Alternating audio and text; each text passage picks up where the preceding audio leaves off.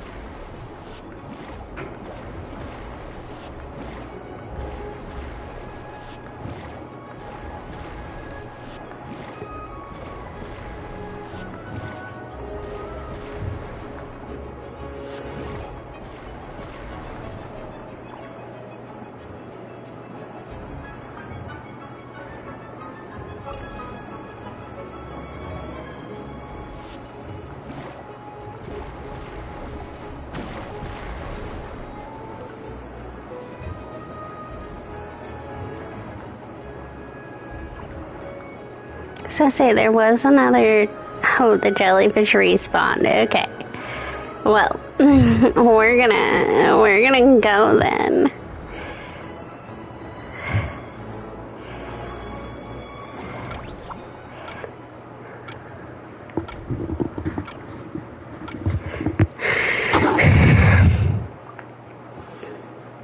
So happy that that jellyfish respawned.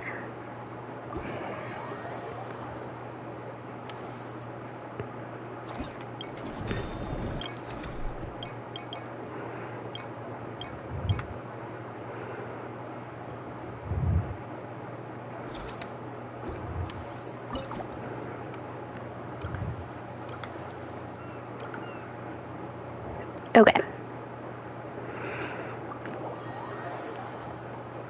This is the last...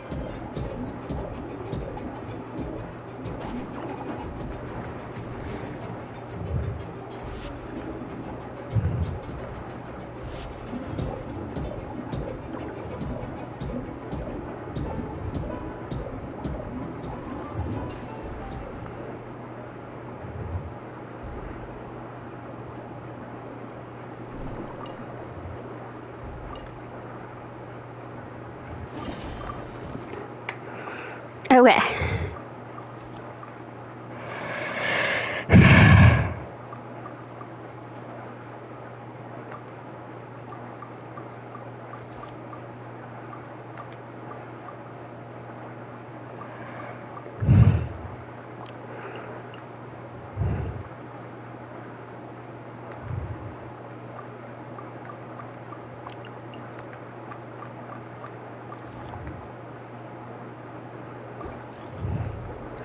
Well,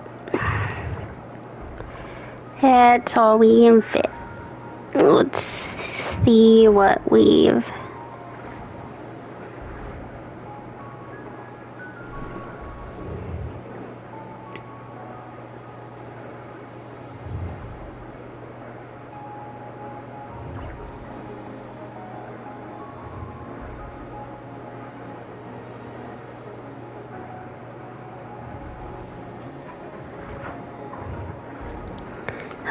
find somewhere to go to get out of here.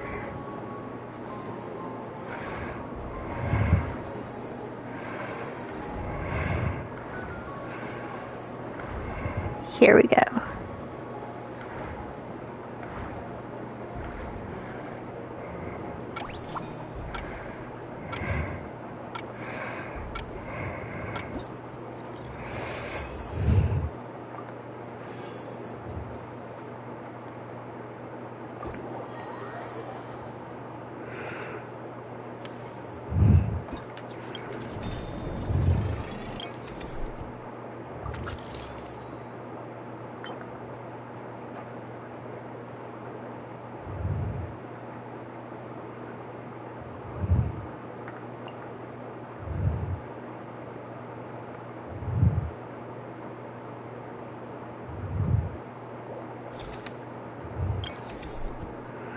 Okay, it's in number 3, the Deepwater Assault Mecca.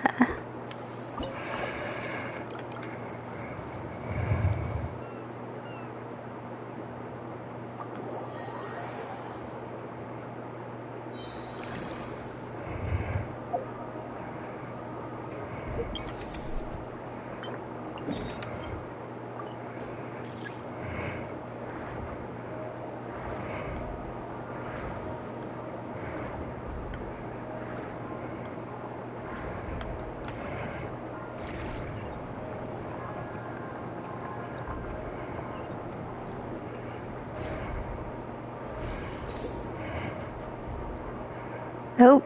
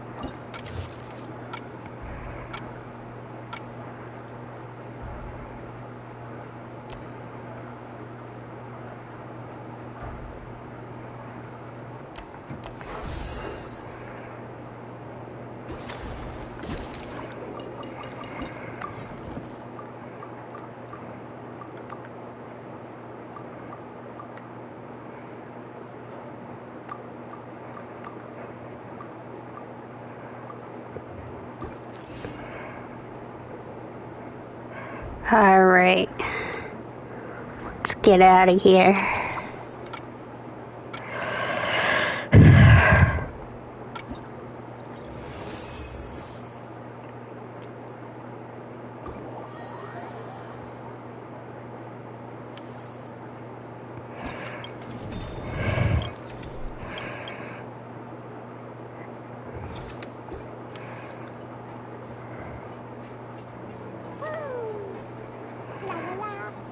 Now let's do some fishing.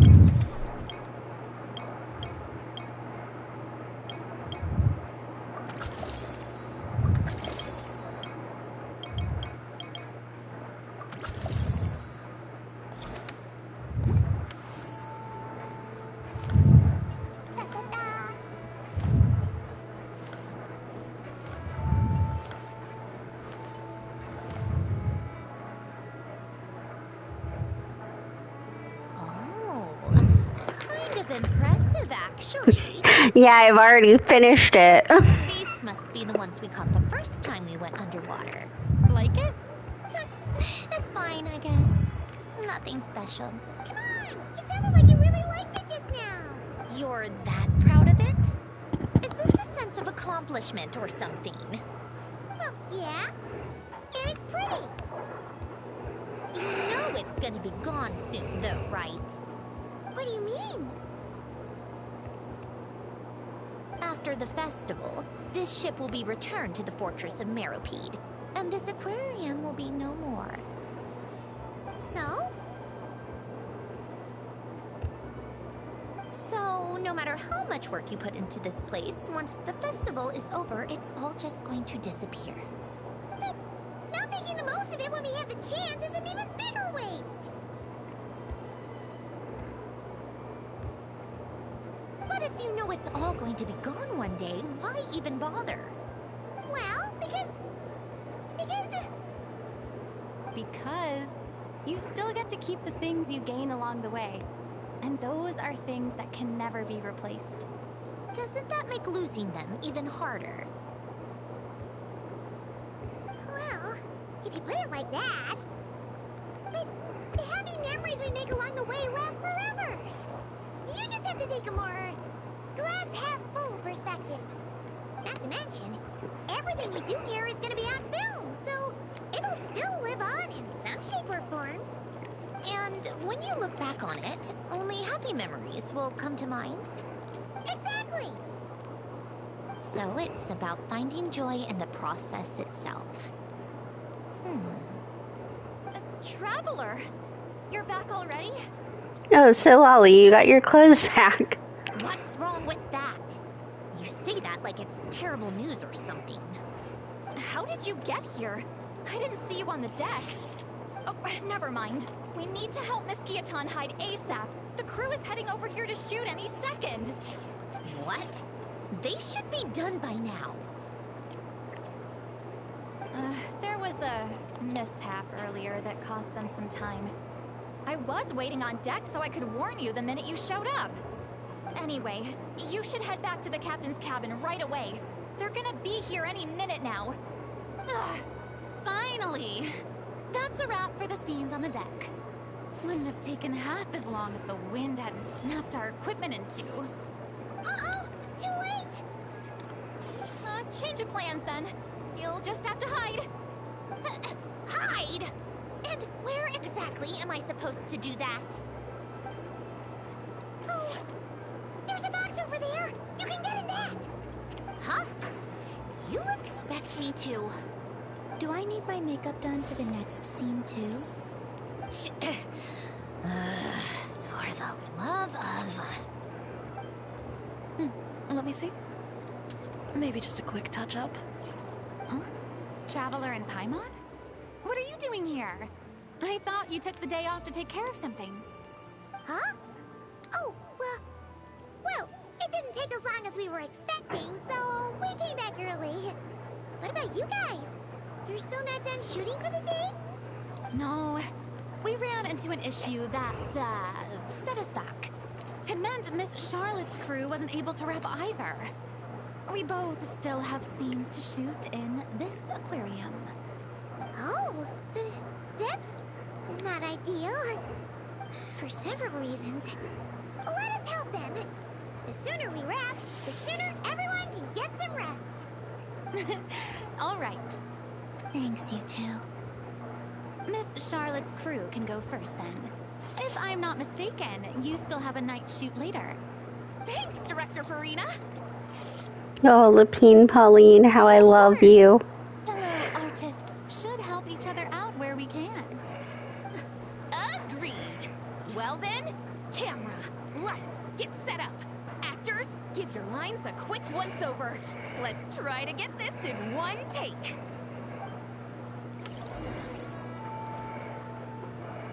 All right, places, everyone. And 3, 2, 1, action. Oh, Navia's in this. So, the story ends like this. But when Duke Saint Germanus departed, he clearly said that everything was beyond redemption. Huh? That sounds familiar. Wait, it's from that novel I came across while researching the numerological array. He's only a genius when it comes to mechanics. And everything else, he's just an ordinary person. Huh? What was that noise? Sandrini, this is a film set. Mr. Koba, please don't speak as if I were Also, your this accomplice. is an aquarium. There's gonna be noise. Not so hard. This box isn't sturdy enough for that. This is why I keep saying, don't put too much trust in Clockwork Mecha. Unlike humans, machines don't have a heart. A heart? That's right. It's what's on the inside. It's also referred to as someone's soul, or likened to free will. You can think of it as a person's core, what makes them unique. In general, though, people don't believe machines are capable of having a soul. You said my emotion module was faultless. It is, but that's not quite the same thing. Do you think I have one then? A heart? I don't think so. Ouch. I know so. Oh, okay. I was gonna be like, Elaine. Do you recognize it within yourself?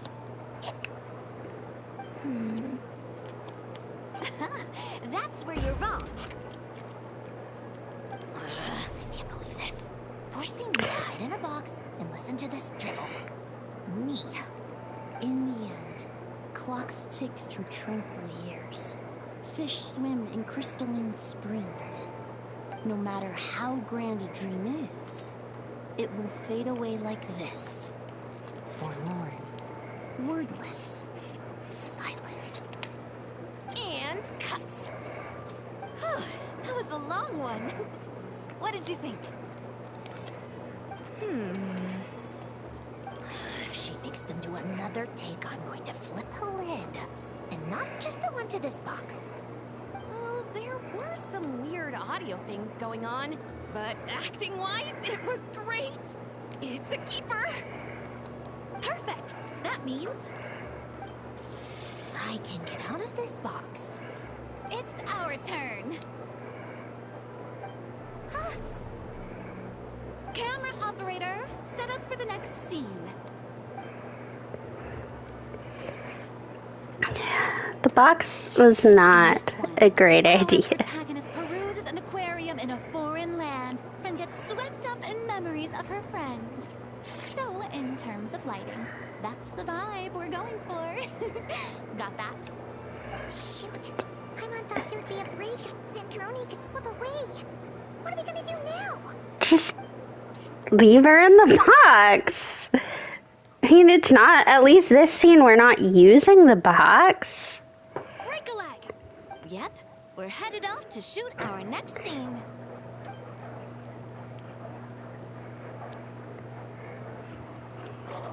All right, quiet on set. We're about to start rolling. Ready, Miss Columbina?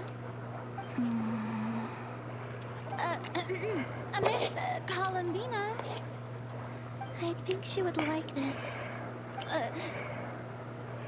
Quick, we should roll on this.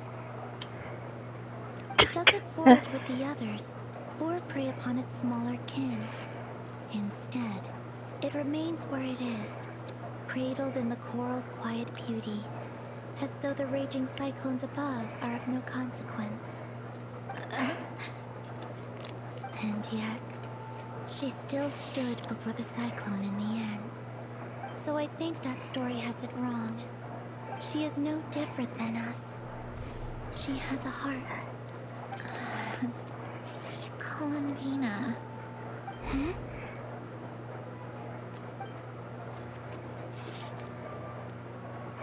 Girl, stay away from that box.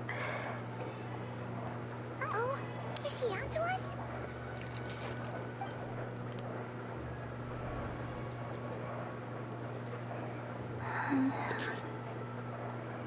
What is she doing? Cut! You okay, Calavina?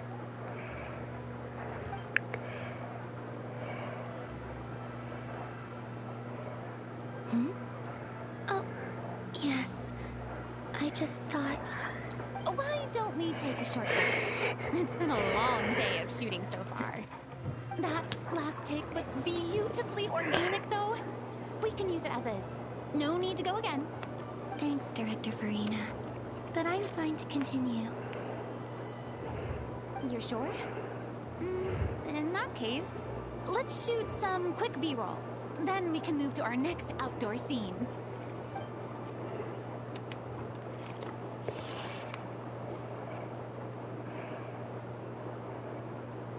Some aquarium B-roll. Poor Sandrina is just stuck here.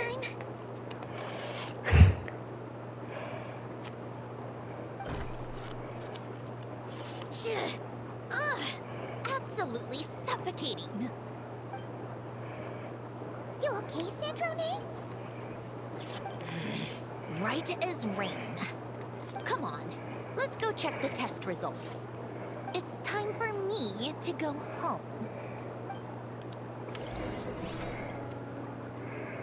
Okay.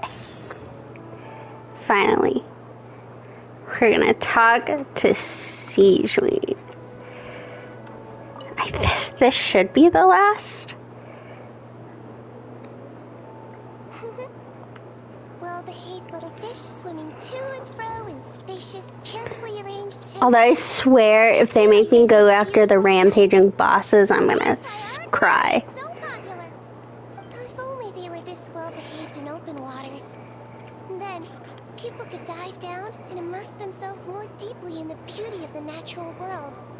Anyway, thanks to your help, I've got to the bottom of why these fish were so agitated. Tell me more. Over the years, there have been plenty of shipwrecks, and even some absolute scoundrels illegally dumping waste in the sea. A huge amount of Sounds man-made about right. junk is sent to the seabed, piling up and destroying natural habitats. It's this that's caused the fish to become increasingly aggressive. Apparently, a group of divers has already accepted a commission to clean up the junk. But it looks like I'll have to give them a polite kick up the backside and ask them to pick up the pace. Sounds like sounds like it might take some time before we see results. Yes. In the meantime, let's continue our work by bringing in as many aggressive little fish as possible to help them relax and recuperate. Isolating the patients from their harmful environment is an important step on the road to recovery. Got it. Just leave it to us. We'll keep our eyes peeled for new patients.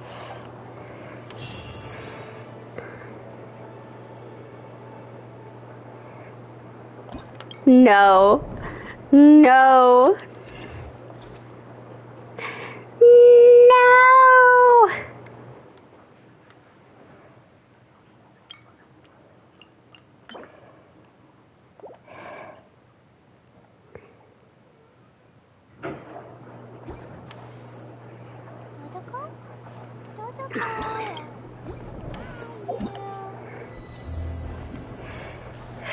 Okay.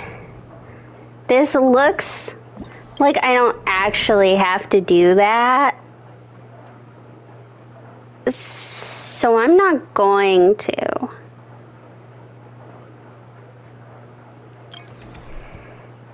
At least not on stream. Like, maybe at a later date.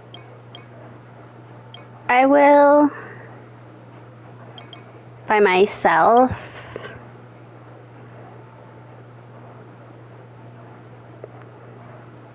But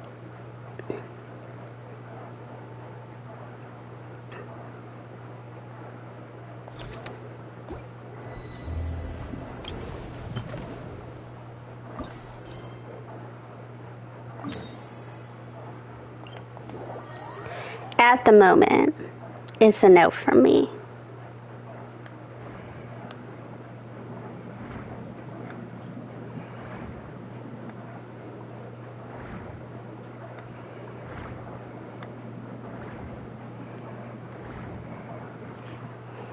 All right. It should be around here.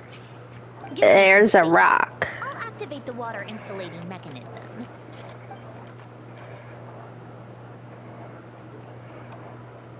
The what? Alain, much like Renee, had long predicted that the water levels in Fontaine would rise. Thanks to his expertise in mechanics, he was able to implement a few simple measures to protect our home from flooding. I told him there was no need, that I would just move when the water rose too high. But it would seem he knew a day like this would come.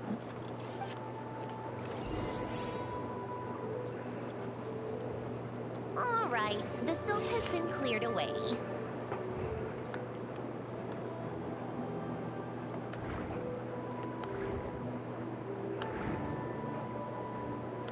Go activate the mechanism for the first sluice gate.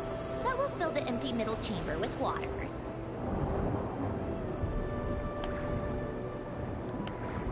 All right, now turn on the drainage mechanism in front of the second sluice gate, and this chamber will become empty once again.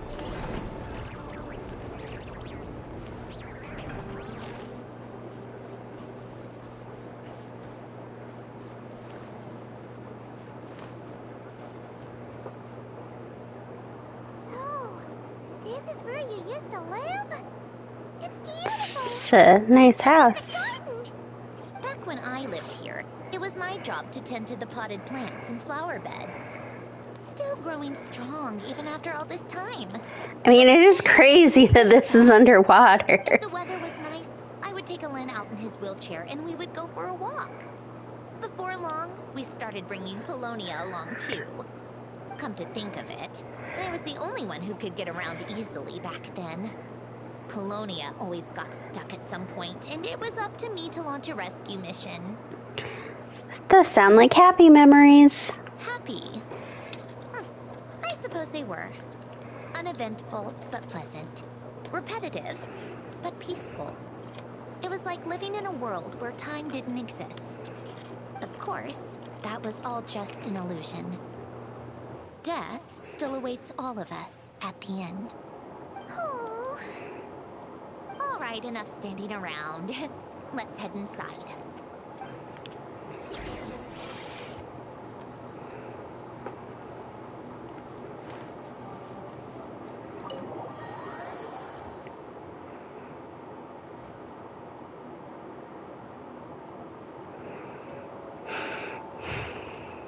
Yep, this place is exactly how I left it. Nothing has changed. All right, Cindername, I have something to give back to you. What is it? Your notebook. Huh? How did you get... Oh, Arlecchino gave it to you, didn't she? And you... read the whole thing. Just so you know, a lot of that was written a long time ago. At that very desk, to be exact. Anyway, since you've already read it, you should just hold on to it. I can always start a new one. Well, feel free to look around. I'm going to start looking for the gift Alain mentioned. Oh, but be careful with the stuff around here. I'm not saying you can't touch anything. Just try not to choke on the dust. Will do. Notes.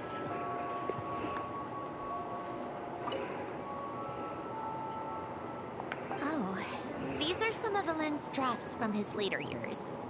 Just casual doodles, really. And these are just some unimportant letters. I couldn't be bothered to sort through them before I left.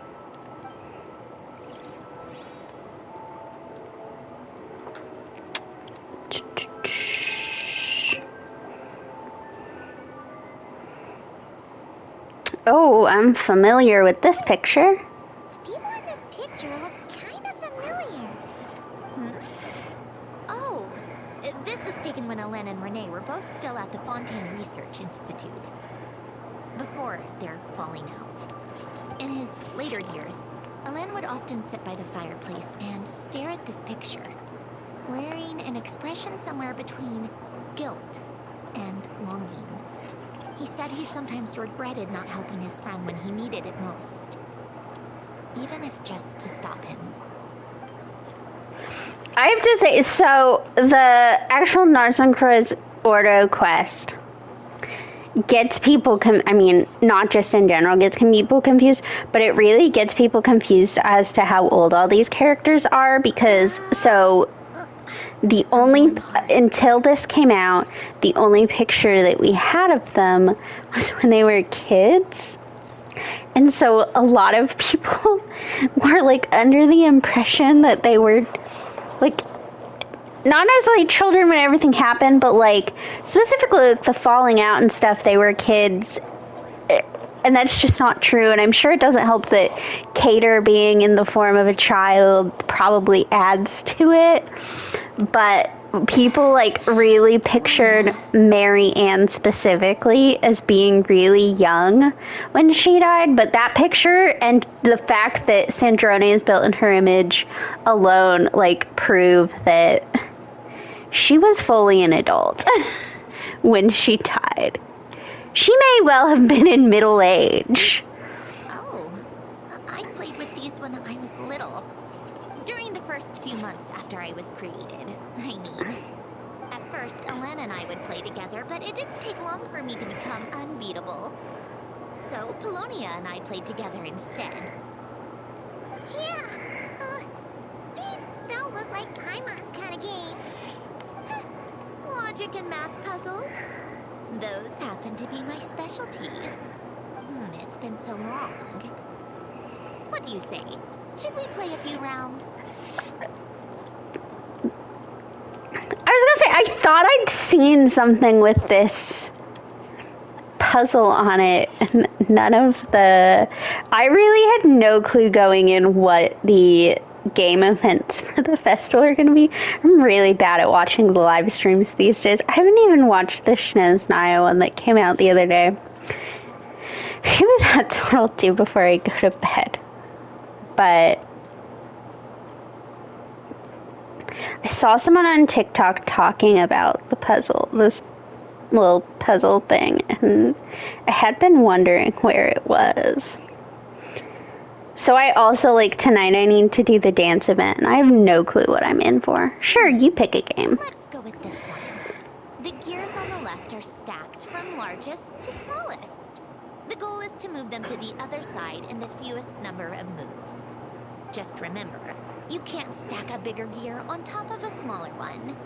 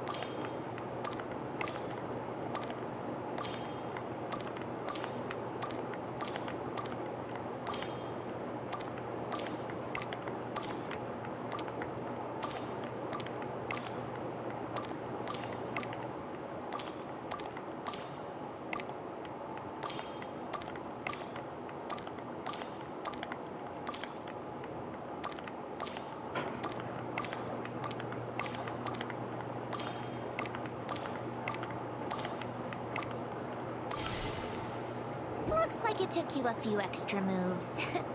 My first attempt was the same. You'll get better with practice. Well, what did you think of the game? It was fun. You showed quite a bit of promise, too. We should do this again sometime. There are other puzzles we could try. I didn't quite realize that you couldn't, like, a lot of times in stack games, you can kind of, like, pick up from the bottom, and so it's a lot easier than having to move them one by one. Old notes.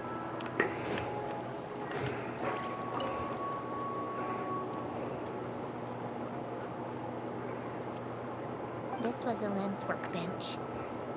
Later on, of course, it became mine. It's where both Polonia and I were brought to life. Before Elaine was bedbound, this is where he would teach me about mechanics. I would sit and listen, chiming in with questions here and there.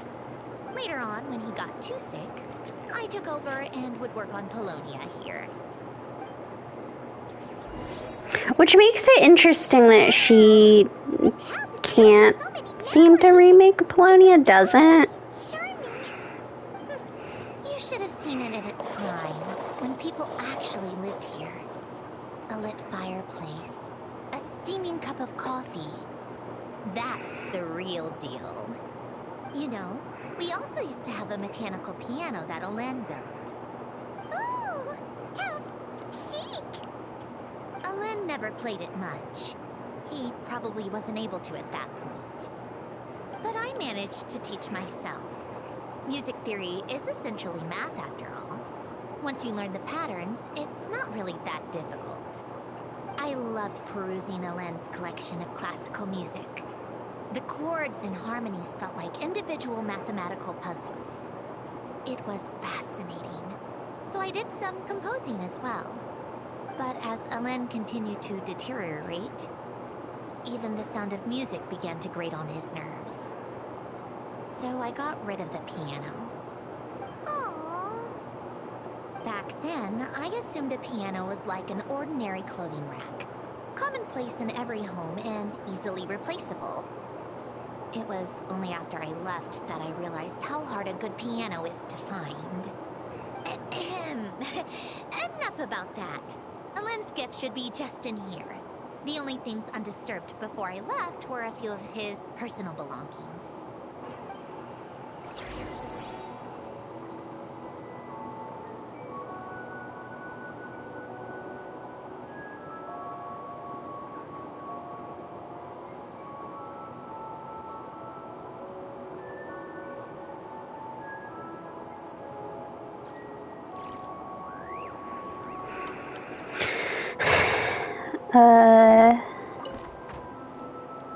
Okay.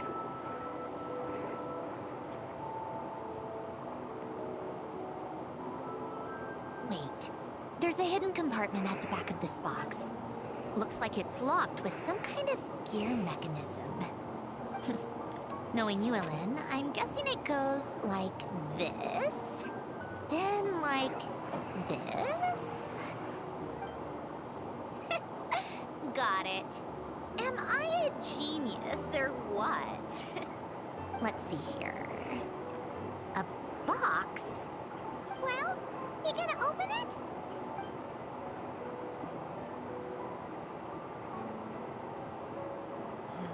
It's heavier than I was expecting.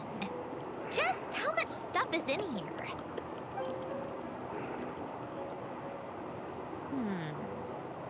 A letter? And a bunch of junk underneath it. None of it seems that important. Wait a second. This should be it. A cube? It's a multi-dimensional algorithmic core. Elaine would use it to store information. Only Polonia and I have access. All right, I'll start looking into the core and the letter. Feel free to go through the rest of the stuff and see if there's anything useful.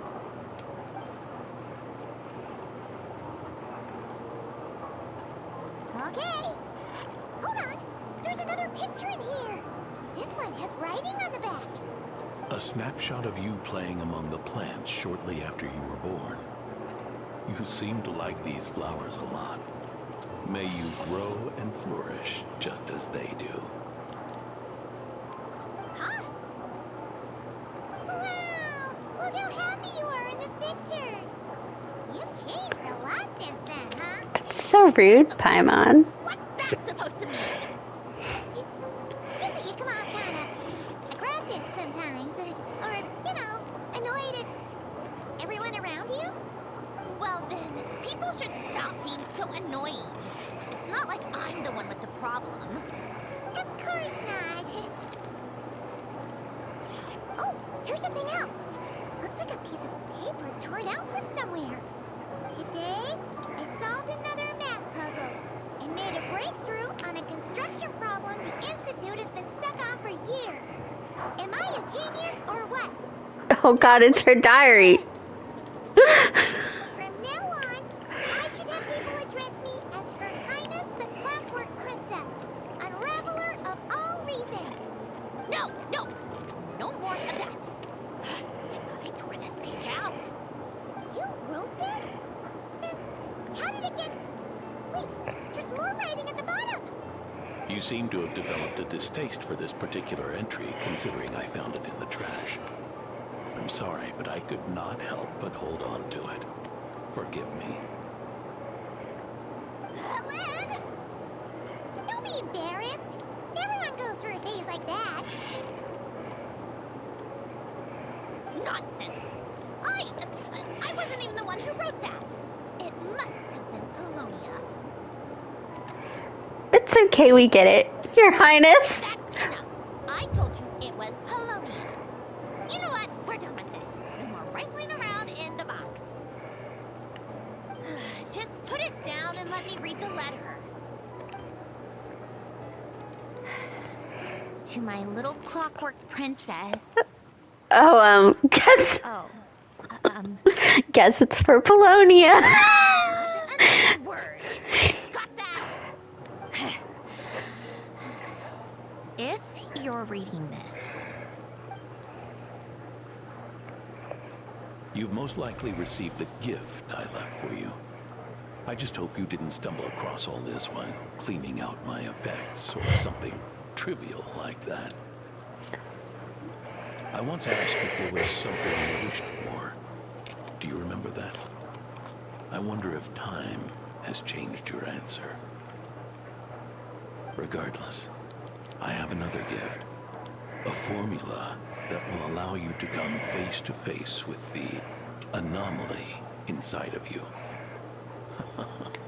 If you even still call her that. Why this gift? To understand that, allow me to wax poetic on the soul once again. I would ask you to stick with me until the end, but I know you will. You always have.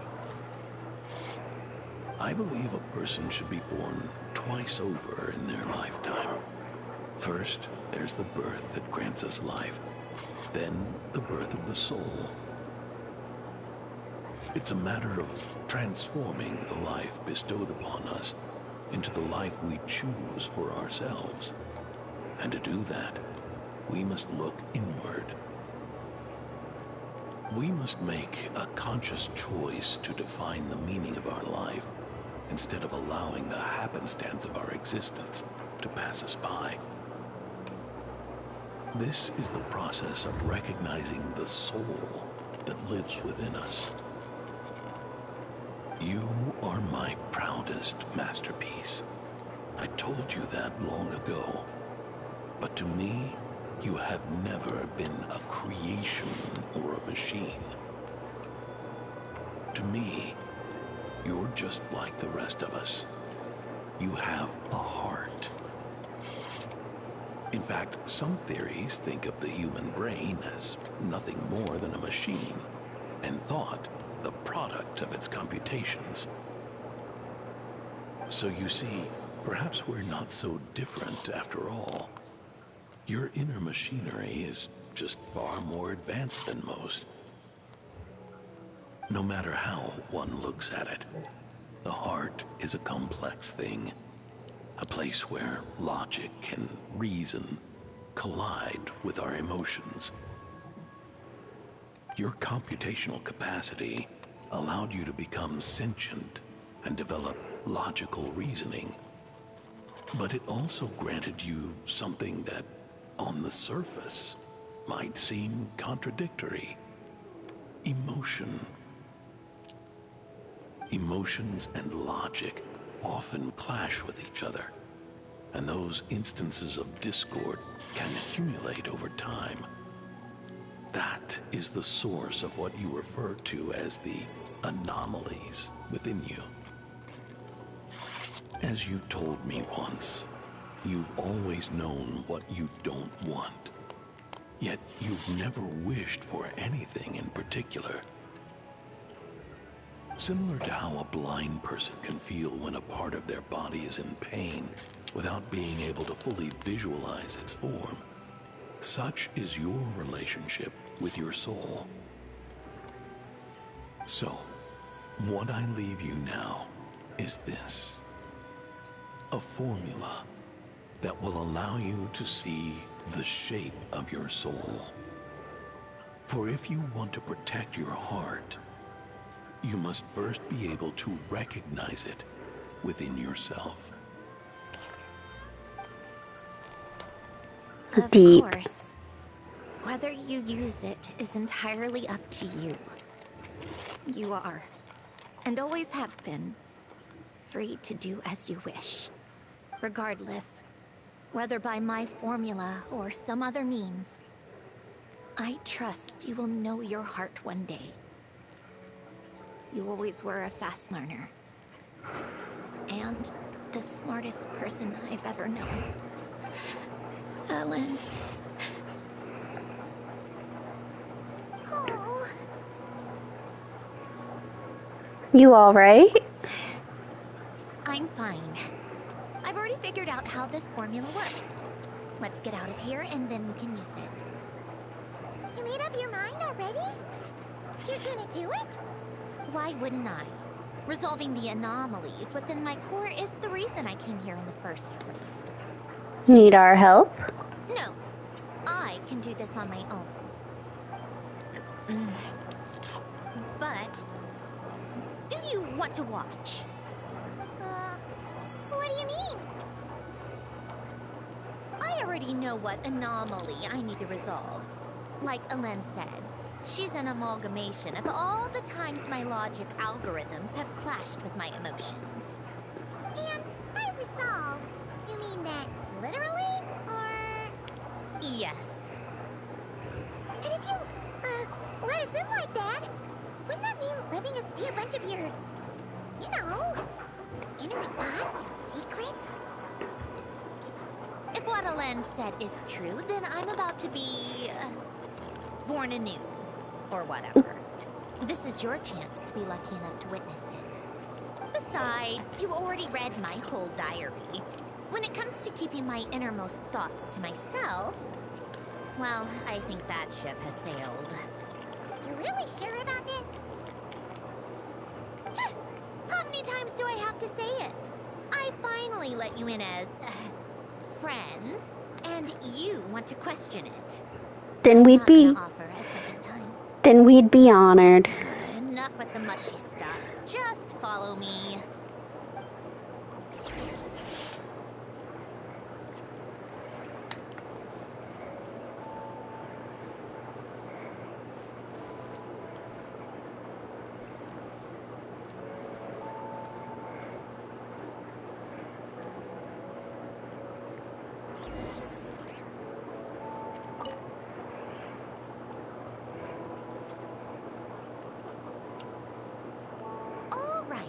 With the numerological array, I can construct a simple formula that will allow you to experience what I see and hear in real time. Oh, just like St. Lolly's sense-sharing technique. Been there, done that. Huh, sounds like that shaman has some tricks up her sleeve. The arcane and the mathematical are both fundamental laws of this world. Being able to achieve a similar result through both isn't surprising. Anyway, let's get this show on the road. But no comments from the peanut gallery, okay? I know I offered, but I still don't want any interruptions. Alright, I won't interrupt.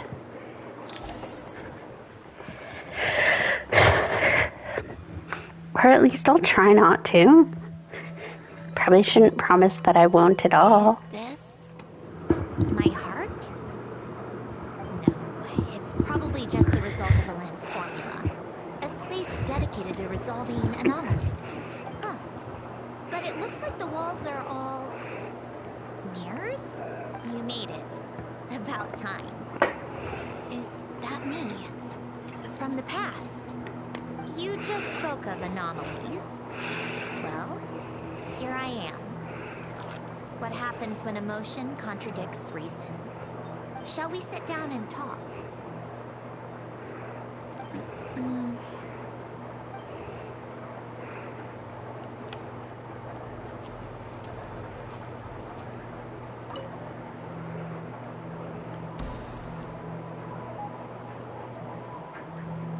That should do it.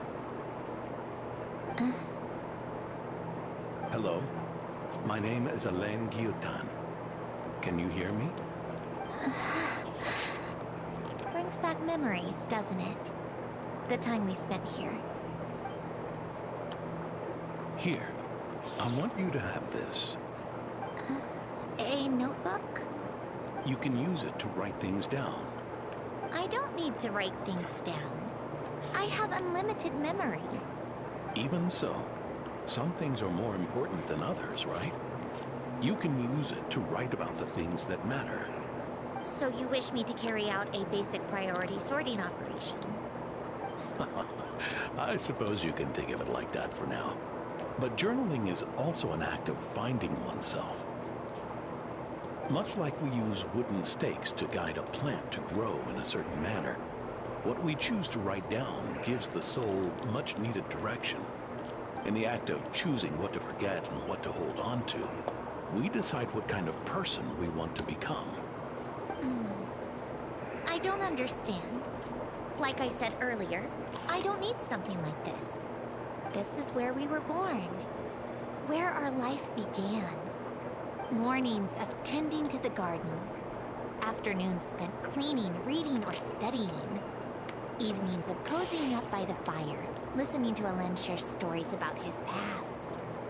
Alen, What is it? what are you drinking? Oh, this? It's coffee. It, makes me more productive. I want to try it. Oh, okay. Here.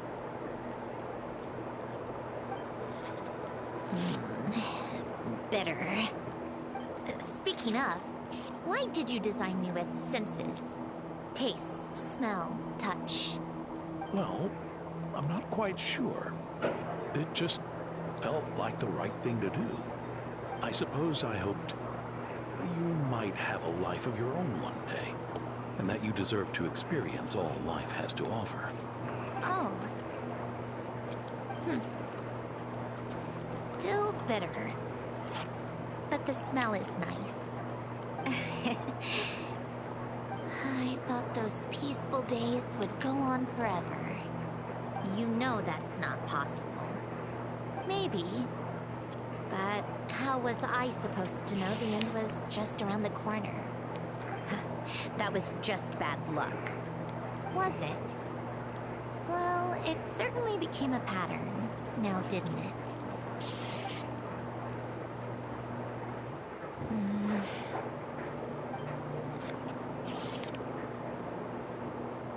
Over time, one of the habits we picked up from Alen was a love of coffee. We even took to hosting tea parties. A machine acting like a human. Kind of laughable, right?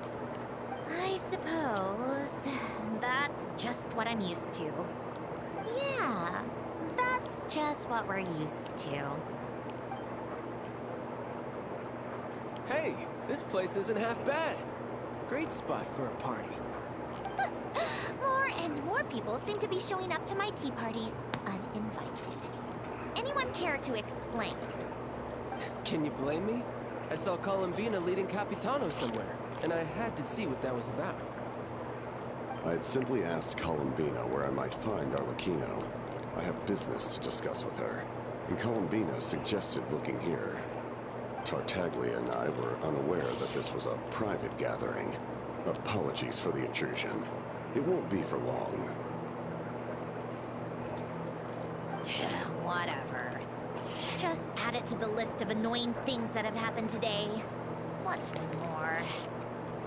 Since you're here, you might as well stay for a cup of tea. See? Told you she wouldn't mind. Much obliged, Sandrone. Well, look who we have here. Good thing I brought extra desserts. This has turned into quite the occasion. Capitano, I was just about to go find you. Pardon the intrusion. Rest assured, I won't sully your gathering with talk of work. We can have our discussion later. Spoken like a true gentleman. A certain unmannered 11th seat could learn a thing or two. You know, you really should start being nicer to me, Rosalie. Or I might just snatch that 8th seat right out from under you. I'd like to see you try. If you're gonna fight, take it outside. The only mess I plan on cleaning up is tea-related. I still don't understand how our quiet afternoon turned into such a crowded gathering. One by one, people just kept barging in. And then, one by one, they left without a word. Yeah, pretty annoying, huh? You could still have a tea party with Tartaglia. I mean, I don't know that he's into tea parties, but... You know, maybe if you asked.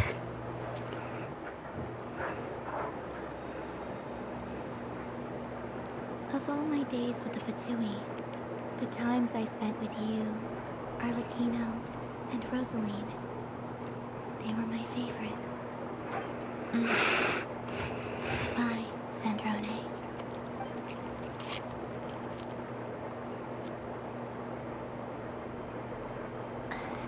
Don't go, Columbina.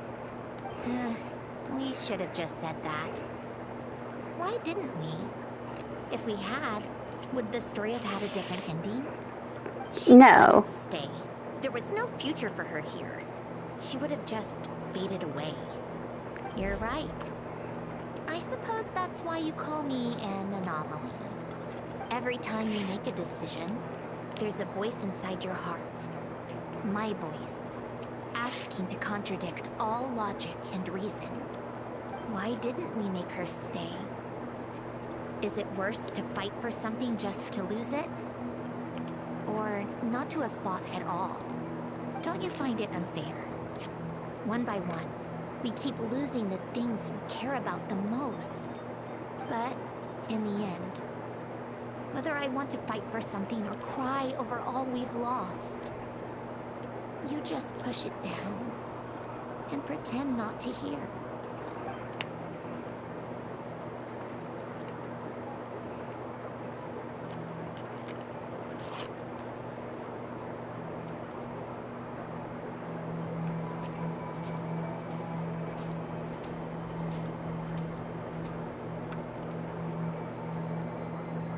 And now, even Polonia, the other half of Helen's legacy.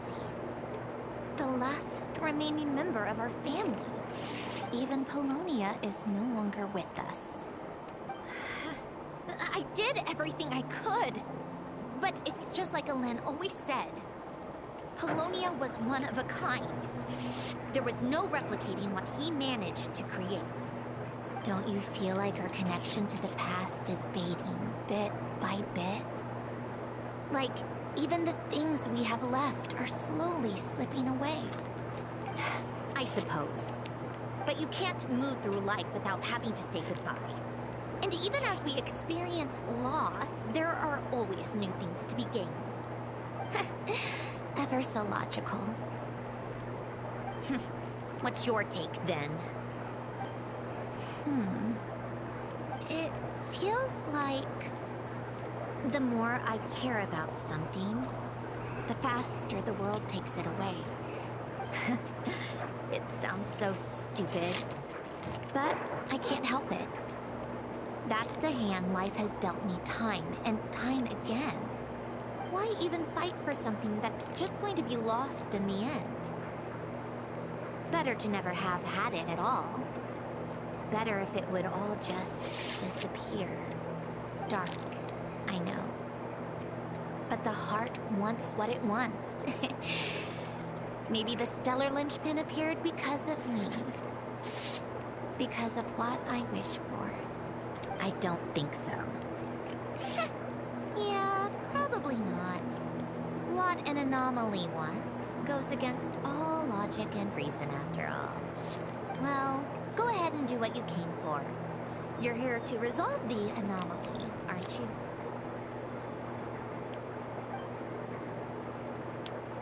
Yes. What's it gonna be? Keeping me imprisoned here like before? Or eliminating me entirely? Like debugging a code? That might actually be a mercy. I don't care. I just don't want to experience the pain of loss ever again. Go ahead. I'm ready.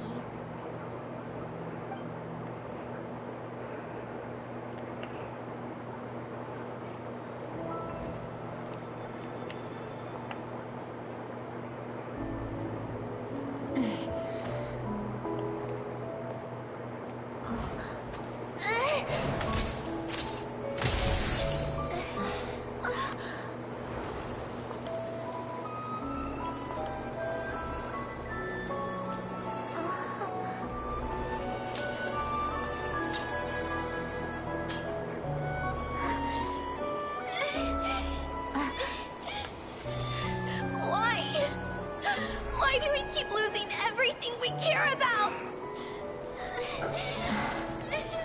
I know it hurts, but that's life. I wish... I know. I've always known.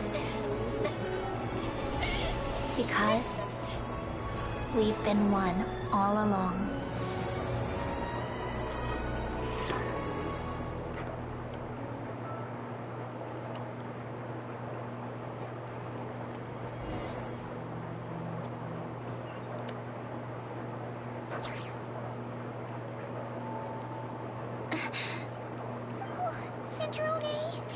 I'm fine. It's okay to cry, you know. Cry? You've got to be kidding me. Save the comforting for someone who needs it, Paimon.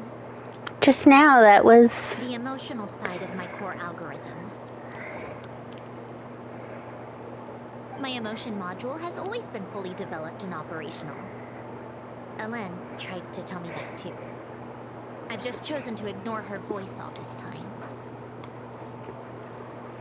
Because of a fear of loss? I suppose. Huh. Come to think of it, it's kind of like the aquarium on the ship. The aquarium? The old me took one look at it and saw something I would inevitably lose. So I stopped putting in the effort. Then, one by one, the fish all swam away, and the place became even more bleak and depressing. Pretty pathetic, right? Don't say that. A lot of people would feel the same. It just shows how much you care about what you have. What about now? Now? After seeing what you've done with the aquarium, I have to admit, I think it's beautiful. It's like you said, we get to keep the things we gain along the way. And those are things that can never be replaced. Because we choose to hold them in our hearts. Well said. Besides, I've already died once. I'd be stupid not to make the most of this second chance. What about your wish? Right. Earlier you, or your inner self, mentioned something about her wish. What was it? can just ask and I'll tell you. Think again. I may have accepted my emotional self, but I'm not about to go all soft and mushy on the inside and pour my heart out. Yep, still the same old Sandrine. That's it. Taking a step in the right direction couldn't hurt. Starting with cleaning some old aquarium tanks of my own. Huh? Metaphorically speaking, I mean. Come on, let's head back to the ship. I need to talk to that shaman.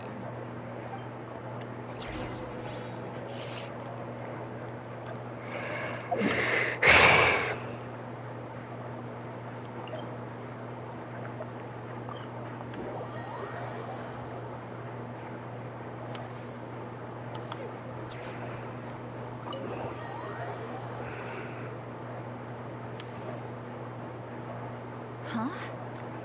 Resentful lost souls? You couldn't get comfortable sleeping near the Opera Epicles, right? Well, I bet that's why. The Fountain of Lucine is where all the water in Fontaine gathers. So that's where the emotions within the water converge as well. Hold on. If it's souls we're dealing with, feeling uncomfortable should have been just the beginning. I should have been able to hear their voices or something. And under normal circumstances, I'm sure someone of your talents would have. The problem is, these souls are no longer complete. Remind me how they ended up like that again? You mentioned something about them being split apart? Yes, it's called soul severing. Renee of the Nartsitzenkreuz Ordo came up with it. After learning of Fontaine's impending doom, Renee thought if he could find a means for the soul to live on in perpetuity, it might ensure the world's salvation. Soul severing was the first step of his research. Unfortunately, his theory of the four orthants was imperfect at the time, and a failure along the way caused his physical form to dissipate. Jakob, another member of the Nartsitzenkreuz Ordo, sought to carry on Renee's legacy and restore his physical form. He even used some of the people who stood in his way as test subjects for his research. By severing their souls? Yes. After Renee successfully awakened, the two continued their research, and all the severed souls ended up merging into Renee's consciousness. After you saved Fontaine by turning Fontainians into true humans, these souls returned to the ley lines. But the souls severed before Renee awakened had nowhere to go, doomed to forever wander the waters of Fontaine as listless spirits. Almost as if they exist outside the bounds of this world. Unrecognized by the ley lines or fate. No wonder I couldn't sense them.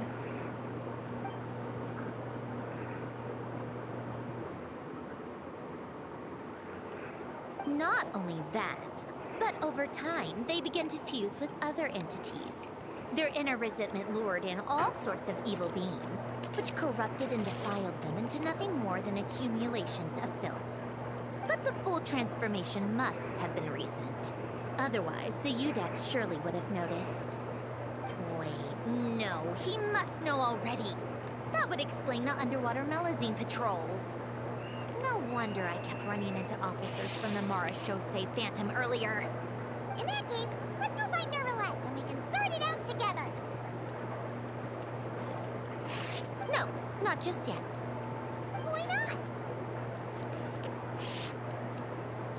For one, the diplomatic castle alone would be a nightmare. Even though I haven't reported back to Snezhnaya yet, I'm not planning to leave the Fatui anytime soon. Besides, with me here, success is a done deal. Involving other people would just complicate things. All I need is poor Miss Seat Lolly to help pinpoint the location of this monstrosity. Think you can do it? With my eyes closed. This is what I do. I'm a lot better at it than manning a desk, at least. But, how exactly do you plan on resolving this soul stuff? Even to me, there's no obvious answer. Seems pretty complicated, all things considered. Just trust me. I have the perfect solution. Oh, all right. If you're that confident, we'll follow your lead. why the sudden interest in helping Fontaine with this, Zentrone? You never knew Renee and the others, right? No, I didn't. And No. you're right. Well, I This mean, has nothing to do with it. technically, I wouldn't get Jakob within 10 is feet of the Narcissus Ordo. still in existence. Was, not anymore, but was still in the existence at the time of Ellen her told me he regretted not helping birth, his best but friend when he needed it the most. well, I guess He Renee, if also you want to felt be like sorry really, towards really me technical. for being too lost in his mechanical research to look after her properly. If he were still with us, I think he'd do the same. He might have a few choice words to say about it, but even after everything, he wouldn't leave his friend's mess for someone else to clean up. Friends shouldn't hold grudges or leave behind regrets. Fixing what happened between him and Renee was one of his greatest wishes. All I'm doing is fulfilling it in his stead. You know, you really do seem a little different now. You mean everything that just happened wasn't for nothing? Why, thank you for pointing out the obvious, Paimon. Giving those aquarium tanks a good cleaning, huh? Just washing off the grime of the past. Turns out, a lot can build up after being ignored for so long. What's this about aquarium tanks all of a sudden? They go off on some grand adventure and what? Now they have their own private code? Stupid. All right then, Lolly. Tracking this thing down is up to you. Huh? Oh, right. No problem. You get this, Granny Eatsley. You've got this, Granny Eatsley. You! Come with me to Hotel de Boer for a drink. Right now. Why? Why? Because I said so! Miss Guillotin, I'll report back on the location tomorrow morning. Just need a drink or two first to bolster me up. Well, don't let me keep you. All right, you. Time to go. I've got scores that need settling. Silali's not happy that we have a new girlfriend.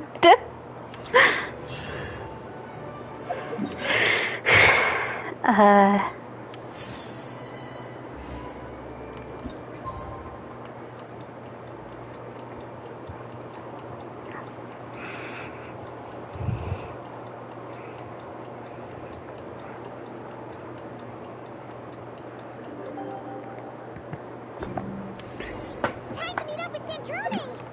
Wonder if St. Lolly was able to pinpoint the location. Well, we should know soon. Let's just hope it all works out.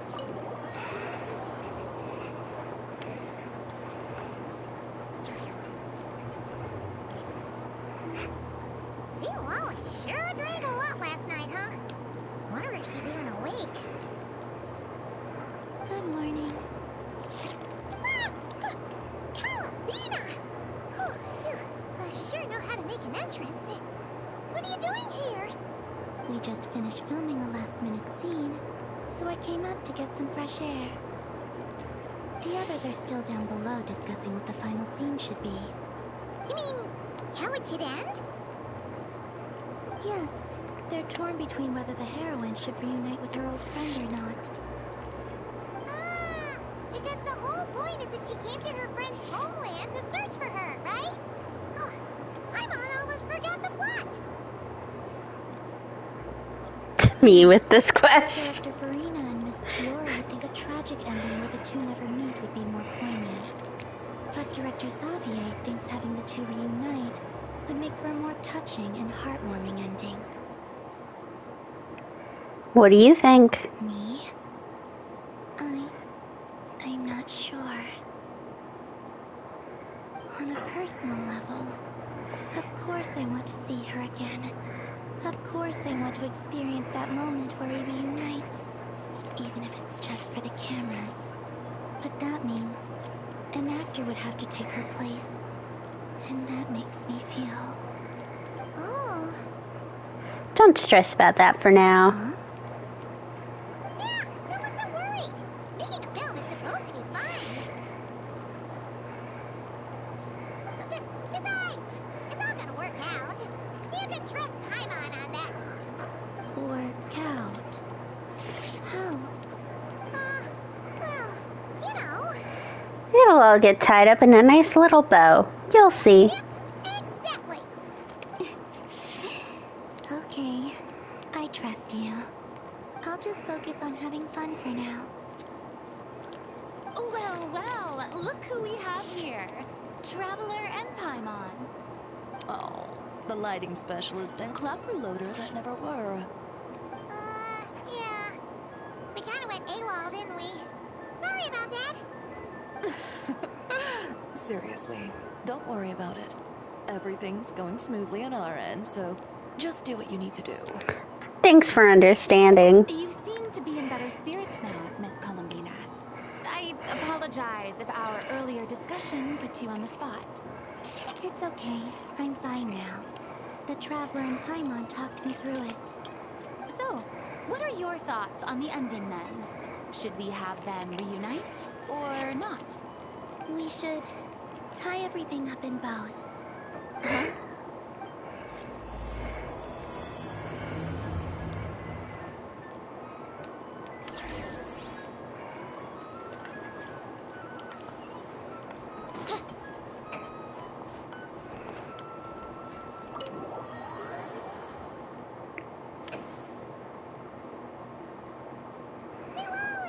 We're here! Oh, right on time. Well, yeah. We weren't the ones who drank our weight in alcohol yesterday. What? Are you suggesting Granny can't handle her liquor? It takes a lot more than that to get me drunk. Really? 'Cause, you stopped making sense after a while. Did I? Huh. News to me. I didn't say anything too crazy, I hope. Let's see. We spent half an hour bad-mouthing Auroron, half an hour complaining about work, an hour talking about light novels, and, Paimon kind of fell asleep after that. Are they gone? Oh, the crew?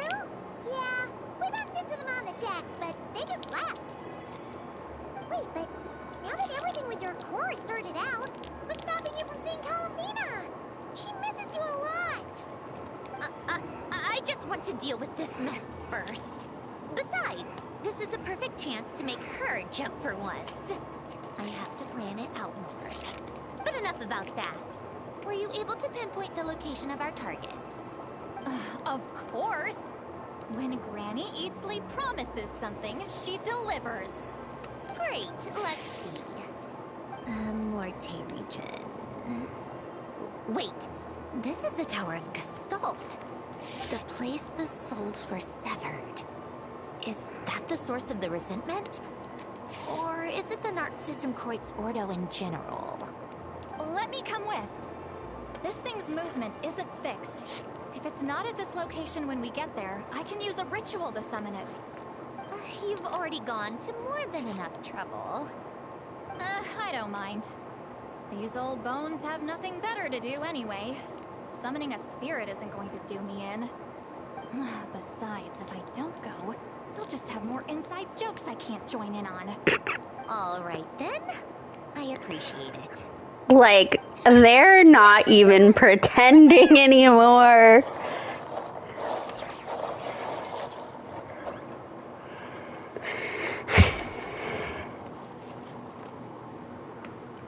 Okay.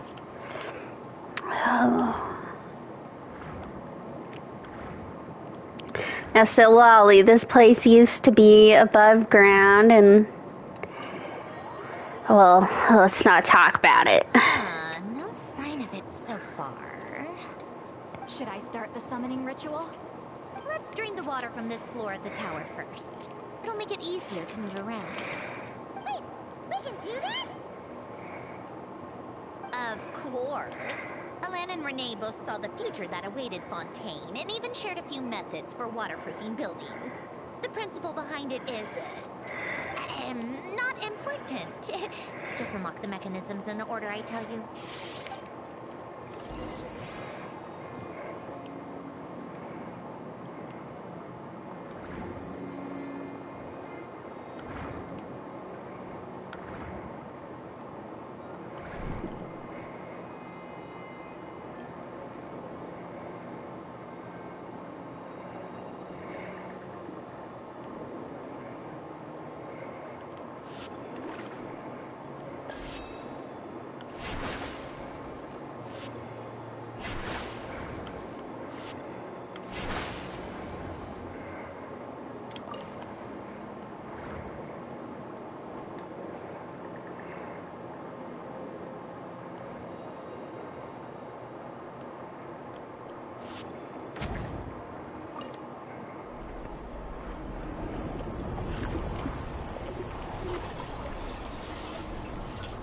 For a second there, I thought maybe after all these years they'd finally heard the calls for the tower to be back above ground.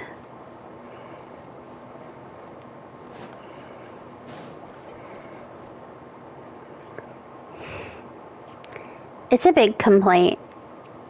Not like a big complaint, but it was a pretty... When this thing appears, I'll try talking to the souls inside. But more than likely, they've already been driven to madness. If communication fails, we'll have a battle on our hands. In that case, Paimon better find a hiding spot. If a fight does break out, I should be the one to deliver the final blow. Trust me on that. Understood. All right, I need quiet. Wandering spirits drifting along the tides. Hear me now. Broken souls, silenced, torn apart and forsaken. Follow the traces of the past and return to us. Let resentment recognize resentment. Let vile entities be drawn together. And in this place, take form once more.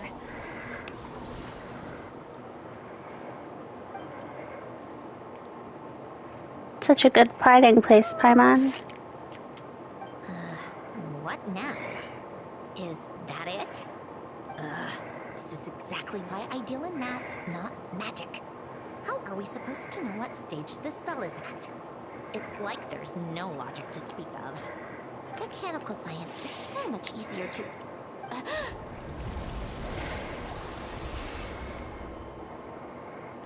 Watch out!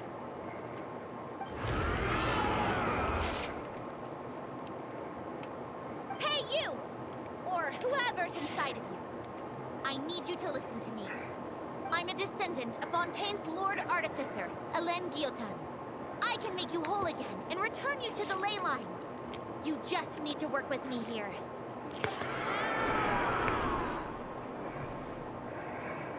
Citrone! Looks like talking this out is off the table. All right, plan B. Time to blow off some steam.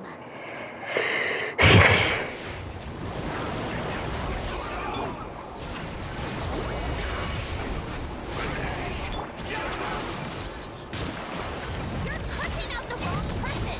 I didn't even know them!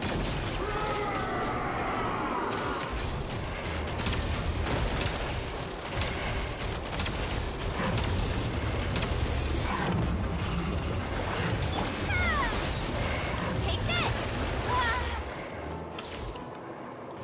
Fulfill our pact! Keep lolling! Eats Papa! Get him! How tiresome.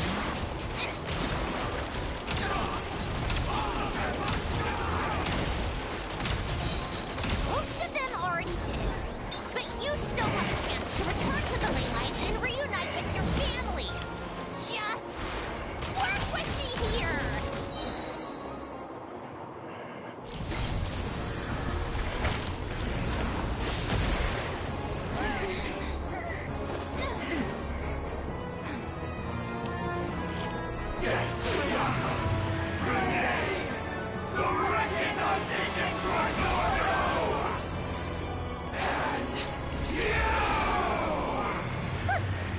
I told you I'm not like them.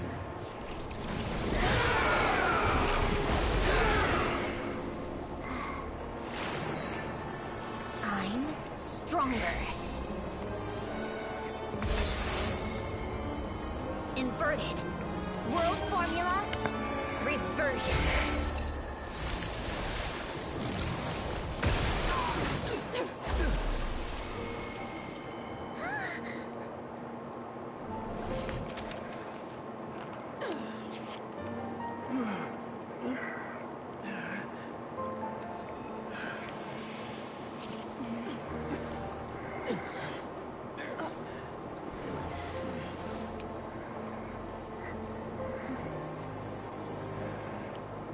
Be at peace among the tides. Lost souls.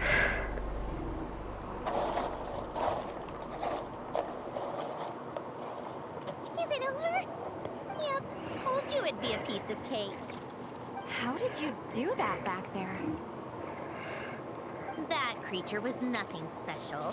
Had a bunch of souls with nowhere to go, a touch of malicious energy, a few impurities, and a whole lot of resentment. I mean, she is very high up in the Fatui. Separate the original souls from the rest of the filth, allowing them to be accepted by the current rules of the world. The principle behind the world formula is divergence. Starting from a point of origin, it deconstructs and reconstructs the possibilities of the world to find certain answers. So, it would follow that reverse calculating the world formula allows us to achieve convergence and restoration instead. Using the numerological array, I was able to do just that. It's similar to the concept of homological reduction in mathematics. I reduced them to the basic fundamental essence of their being without changing their underlying nature. That meant... never mind. Judging by all the blank stares, I'm guessing You started speaking math, and I think I finally understand how Outlanders feel when I ramble on about shaman stuff. I don't do the math stuff. That was super impressive. You really are amazing, Sandrone. You're just realizing that now? I'd expect nothing less from the unraveler of all reason. Enough about that. We should get going. I'll go reset the mechanisms inside the tower. See you back on land.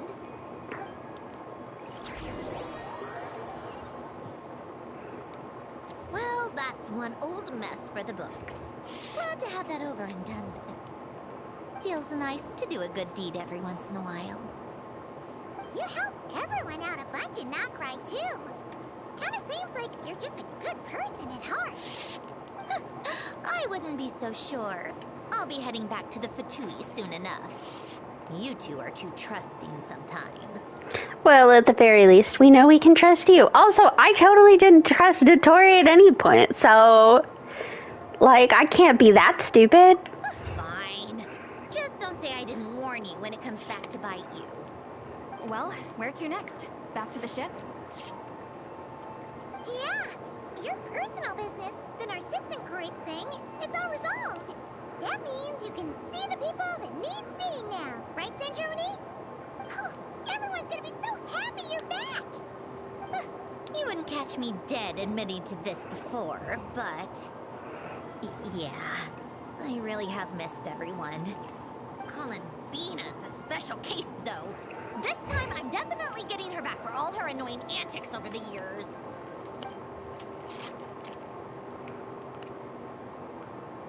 Yeah, so Lolly, you really don't need to be worried. How am I gonna...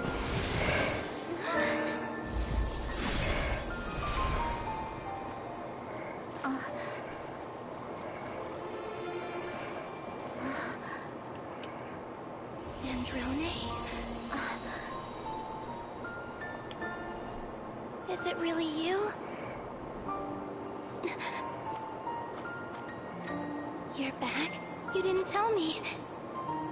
You avoided me. Why?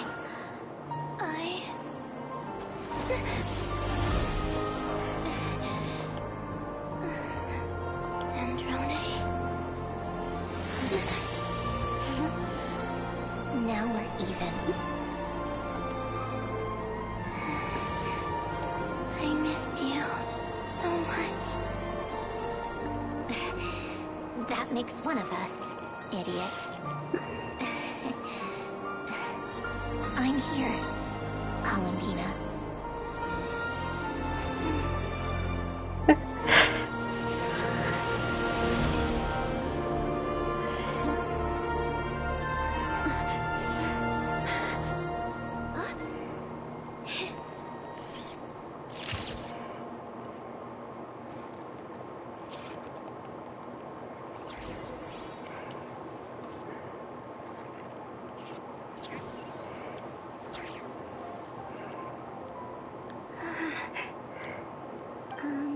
Sandrone. Don't ruin the moment. Or I'll start thinking about how you teleported me to a random location after I explicitly told you to stop doing that. And scene! Bravo! Bravo! We got it! This is exactly the ending I was hoping for.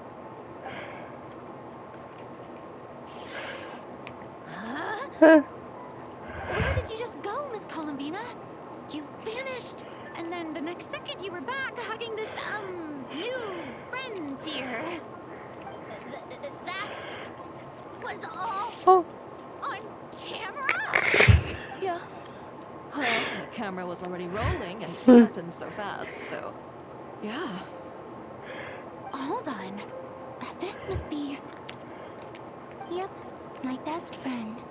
The one I was looking for. I never thought I'd actually get to see her again. I'm just... so happy. Plus, the film got a happy ending too. It's all thanks to you, Sandrone. Sandrone? You couldn't stop being annoying for 1 second. I knew we'd get one last.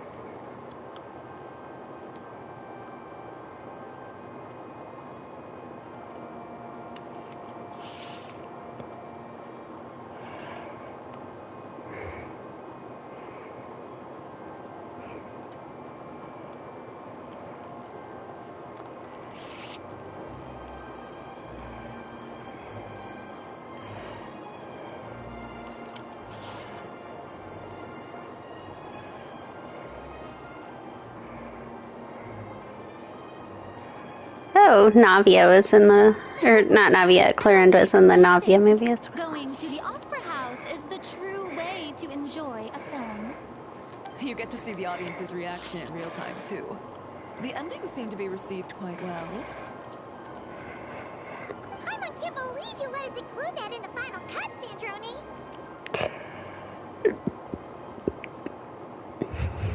You even agreed to help us reshoot a couple of shots. Thanks a million. Most of it was caught on camera already, so it's not like I had much of a choice. Besides, the film I'm in is going to be anything less than perfect. What are you laughing at? Nothing. It was just interesting to see us on screen together. I'm glad this moment is going to be preserved forever. Just a pity we didn't take home the Farina Award this time around. Well, artistic films can rarely compete with commercial ones. You should have prepared yourself for this the minute you changed the script. True. Oh, did I hear someone mention the Farina Award? Come on, don't gloat. I won't. Our crew winning the Farina Award was a team effort after all. Costume design, script adaptation. Ooh, and the practical effects were so realistic. The flames and explosions even made me jump while we were filming. A lot of the effects were based on actual items the Special Patrol confiscated from criminals. Who knew they'd serve another purpose, right?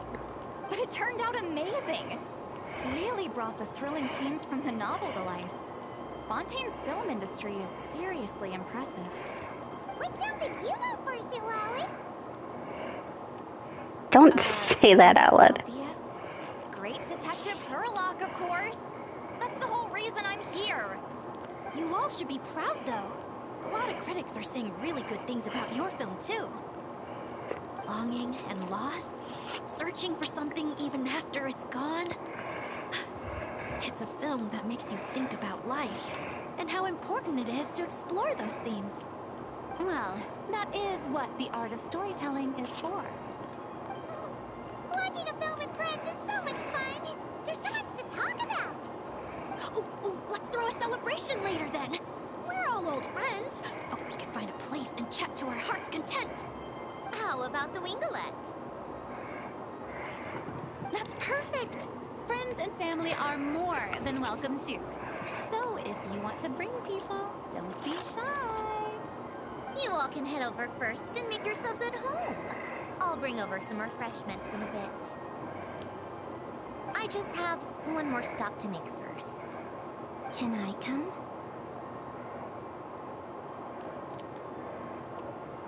Us too? Fine. Not like you'd listen if I tried to stop you.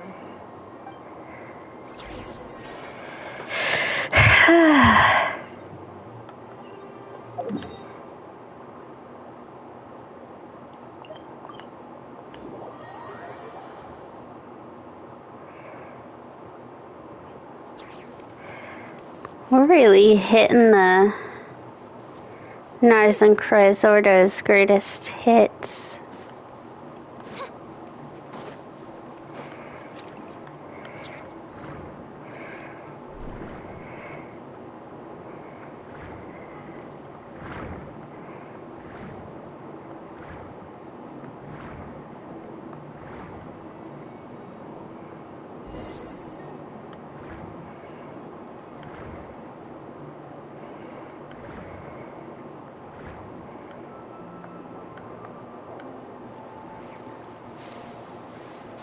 Oh, okay, this is definitely new. I was like, I don't remember this. Wait, is this? Yes. Here lies Lord Artificer, Elaine Gaeltan. This is his grave. Oh. I'm sorry, Ellen. I'm sorry this is the first time I've been back since leaving Fontaine. I should have come to see you more often. I got your gift. I even cleaned up one of the Narcitzenkreuz Ordo's messes along the way. Our home is just as quiet and warm as it always was. The flowers in the garden are still thriving. I'll make sure to tend to them more often from now on. Polonia received irreparable damage in battle. I should have taken better care of your invention. I'm sorry. Polonia was family to me. Just like you. You always said I was a fast learner. But I'm not so sure. It took me far too long to learn the things that truly matter. I never said this to you back then, but... Thank you for creating me. For giving me the chance to experience life. Being your family meant everything to me. Absolutely everything. Can I say a few words as well, Sandrone? Don't need my permission. Hello, Mr. Guillotin. I'm Sandrone's friend. You don't need to worry. Sandrone is doing great. Not only is she a brilliant scholar, she's made a whole bunch of friends, too. And she takes great care of them. As if... She'll never admit it, but she's always there when her friends need it the most. I wouldn't even be here without her. So, if she ever needs help, her friends will be there in a heartbeat, including me. That's what best friends are for. Columbina. What else? Oh, she likes drinking bitter coffee, listening to piano music when she can't sleep. Turns out she even likes giving hugs. No, wait! Don't tell him all that! Huh? I don't understand. I didn't think you'd want to hide things from him. Well, yeah, but there are still things I don't want to say. Okay. I'll come by myself and tell him for you then. That's not what I meant. Right. Enough with the speeches. If no one has anything else to add, let's just leave it there. Should we say a few words too? Let's leave a flower. Great idea.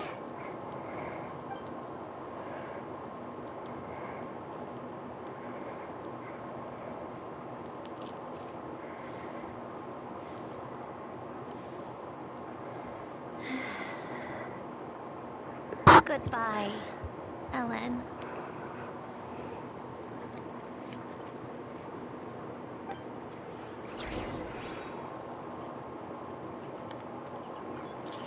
I wonder if this place will be here post update. I mean, not that. So I have the day off for Shinsenai update, but I somehow doubt I'm gonna be like all that concerned about whether Elaine Cantine's grave is here.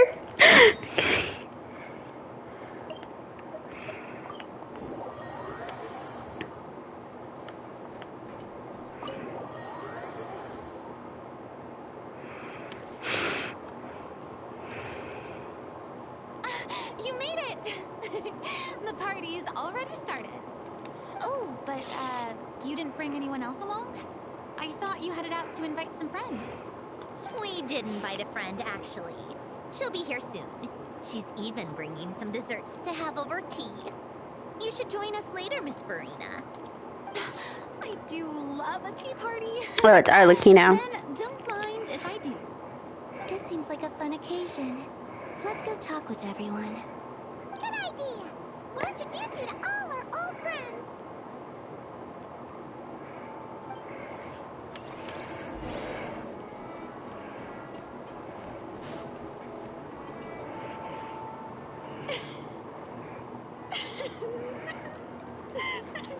What a dream come true. Oh, Lupine Pauline. I can die without regrets. Let's not get too ahead of ourselves, Director Lupine Pauline. What was in that piece of cake you just handed her, Escoffier? Maritime flowers, eggs, flour, same as all the other pieces. What, you think I tampered with it? Playing a detective in real life now too, are we? Oh, it's so delicious. I'm so happy. My life has peaked.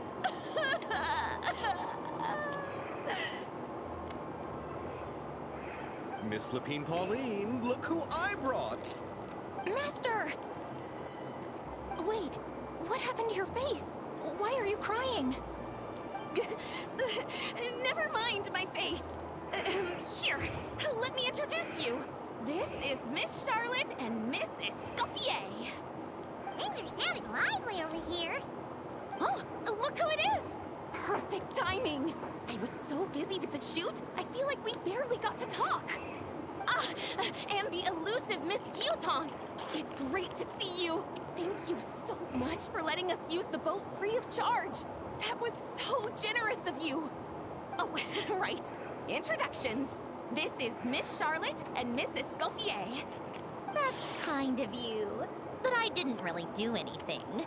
If you want to thank someone, it should be the Duke or the people who keep the boat in such good shape. Right. I'll head over in a bit and do just that. Miss Columbina? Yes? Could I interview you sometime? I'll treat you to some gâteau de bord for the trouble. There's only a limited amount available each day. Oh, but it's an absolute must-try when you're in Fontaine. Oh, sure. Bold of you to use my own cake as a bribe right in front of me. You know what? When else are we all going to be together like this? Come on, everyone! Grab your drinks!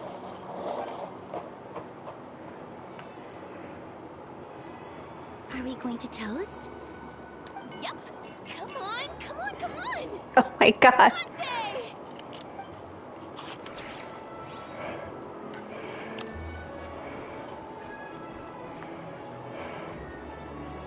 Granny Eatsley, you're really not going to let us borrow these cute little stuffed toys for our magic show? First of all, Seat Lalin and Eats Papa are Chi-Chi meal. They have inauspicious stars sealed within them, and they're my helpers, not toys. But the Grin Malkin Cat and Boggle Cat box are Minnie and Lynette's helpers. And they still make good partners on stage. Agreed. We've never had a Chi-Chi meal pop out of our hats before. It would be quite the surprise. I think the audience would love it. If this was the Masters of the Night Wind, these kids wouldn't have even had the guts to say my name, let alone pester me like this. I'm terrible at dealing with requests like this. Oh, Traveler, quick, save me! Looks like Granny Eatsley's made some new friends. You think you're so funny. Lady Sandrone. Lady Columbina. Hello. Don't look at me like that. I don't have any mechanisms for you to break. Don't be fooled by my sister's demeanor, Lady Sandrone. She's just as delighted as the rest of us to have you back. Well, I suppose when I'm not so busy, I could find some time when Arlecchino is around and bring over a few gifts to the House of the Hearth. You're too kind, Lady Sandrone. I'm sure just your visit alone would make Father more than happy. I just need to borrow them for a bit. I'll pull them out of my hat, give them a quick hug, then give them straight back. When did hugging become a part of it? Oh! I could lend you Pear, so you have something to hug in the meantime. He gives really good hugs. I don't need something to hug in the meantime. The issue was never the hug. Don't be mean to Fremine. How about this? You can have 2 VIP tickets right next to each other. Excellent view. Right next to each other?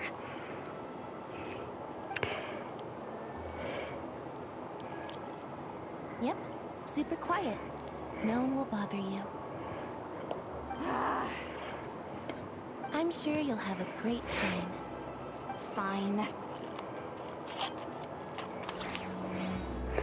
Hello! And I spotted over here. Wait a second! Mr. Baptiste and Veronique! You're here! Wait, are they the criminals from last year? Veronique is the prop manager for Musketeer No. Pictures. Okay. And Mr. She's not. Baptiste is the author of The Two Musketeers. Yeah, former. No, they are the criminals. We're just 2 criminals. This is the summer event, Fontanalia. This is like the very end of it. Have you been in prison, guys? Leslie and Nurse Sijuin looking out for us. Not too bad, actually. You make How? it sound like I'm giving you special treatment. I just think the method of justice you chose to pursue is one people can respect. You are far too modest, Your Grace. The only reason we were even able to come to the surface for the festival I is need because to you watch fought this for it. quest again. I really don't remember. To be fair, I'm pretty sure the quest itself is Anyway, permanent. I have you to thank for keeping the Winglet in such good Like shape. the events and stuff. It looks so striking. The events and stuff obviously won't be, but I think the actual quest itself is permanent in large part because kind of like how Nodcry had like the story quest for characters mixed in with the Archon quest. This is essentially the Sandrone story quest. Like, it explains her coming back to an extent. That's a strong word for what has happened, but it's essentially a Sandrone story quest. It is nothing like previous story quests. Once I finished it, I'm going to give my review of the summer event. Do anything special. It was mostly the Traveler and the others. Don't sell yourself short, Miss Guillotin. You are the current captain, after all. In light of that, I have to ask. Do you mind if I leave up some of the installations so the people back at the fortress can also enjoy the aquarium? Huh? Like I said before, I just think it would be good for the inmates who clean and maintain the Winglet to see their work put to good use. Besides, maintaining an aquarium is sure to be a lot more interesting than scrubbing rust off the walls and deck. Oh, of course I don't mind. I'm grateful you even want to keep it. Great. Then it's decided. That's amazing, Sandrone. We should go hang out at the Fortress of Meripede later, then. You do know you just invited me to hang out in prison, don't you? So I need to see the end of the quest first, and then I'll go into it because there's an aspect that they haven't, like, I'm not entirely sure I understand, and so I want to see if it's explained by a character I think we're going to meet in a couple minutes. I'm pretty sure Arlecchino is about to come, and I'm hoping that she provides some explanation of things, but if she doesn't, I'll talk about it after that scene. Presence does not make anyone ill at ease. Who's this? Alright! This is Nervalette, the Eudex of Fontaine. And this is Columbina and Cindrone. Greetings. Hello. These two must be the Fatus and former Fatus related to the recent incident in Nordcry. I read about them in the diplomatic report. The Eudex?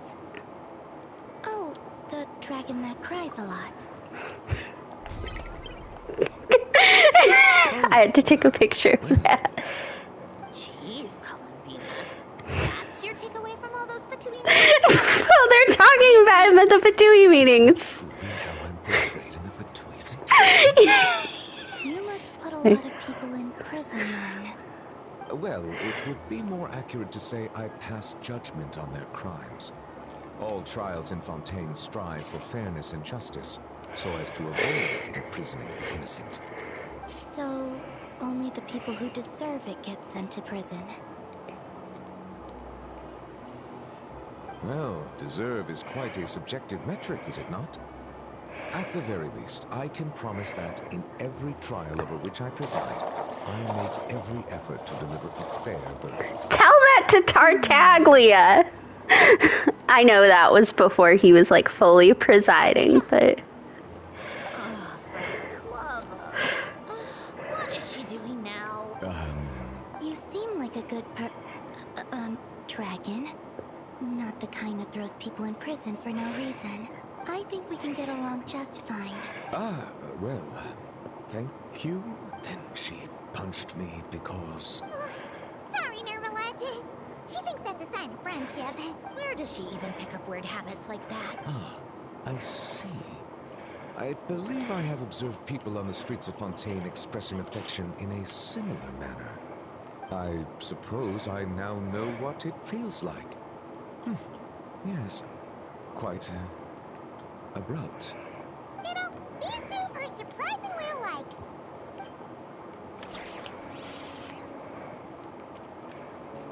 Okay.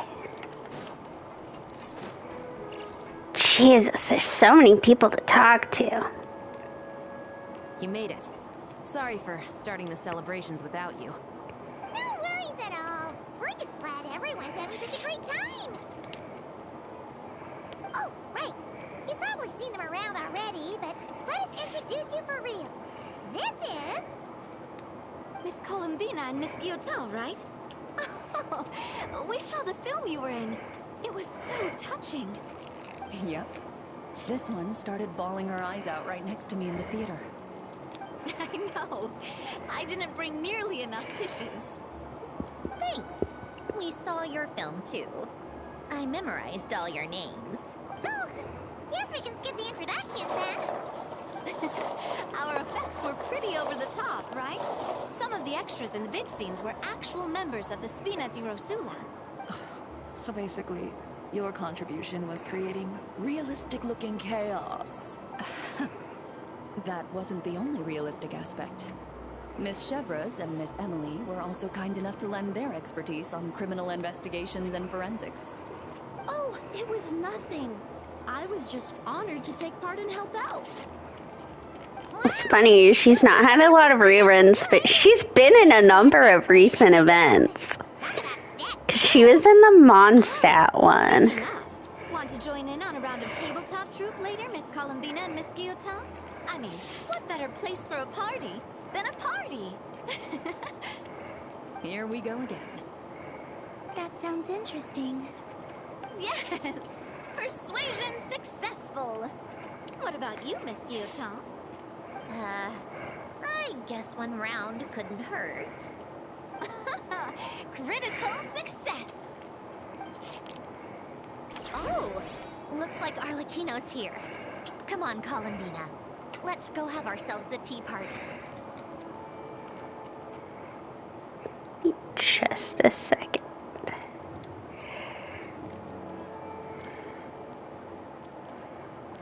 I created another universe.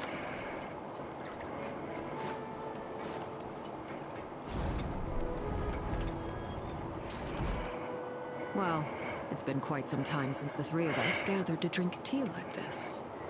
Yes, but your tea is as good as ever, Sandrone. Of course it is. The pastries you brought aren't half bad either, Arlecchino. I'm glad to hear it. Are they to your liking, Miss Farina? If I remember correctly, this particular cake is your favorite. Yes, thank you. The tea and pastries are absolutely delicious. I can't believe I'm casually sipping tea with three harbingers. Or are some of them former harbingers? Who knows? Due to diplomatic reasons at the time, our last tea party was rather tense. Wasn't it, Miss Farina? You have my apologies.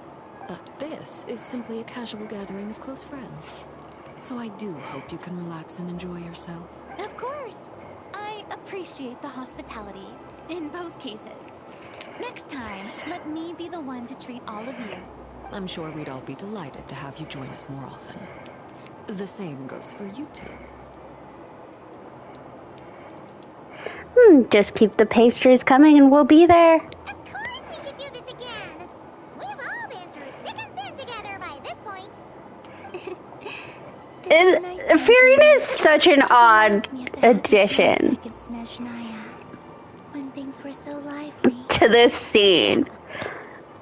Like, if you think about it, like, Traveler's like, we've been through thick and thin together, but, like, she and I have. But, and maybe you can consider her an Arlecchino, but it's such a weird thing to add her in. Just mean protecting what you already have. Especially when Sandrone's gonna, like, go into, like, personal stuff. No, that certainly doesn't sound like something the old you would say. Well, I'm only going to say it once, so don't get used to it. Who knows? Perhaps your tea parties will only get livelier from here on out. Once you return to the Fatui, we'll have more opportunities to keep in touch in any case. I want to spend more time together too. But I don't want to go back to the Fatui. Well, Notcry isn't too far from Snezhnograd. It shouldn't be hard to find a place where we can all get together. Oh, and then I can sing for you. Or put on some of your favorite music. Just like the old days. Speaking of music, I spotted a mechanical piano below deck. Is it yours, Miss Guillotin? Yes. Reclaimed, I suppose you could say. Why don't you play something for us? Huh? In front of all these people? Yes, why not? You play so well. I'd also love to hear you play. Yeah, come on! Just a little, please. For the love of... Fine! One piece, and that's it.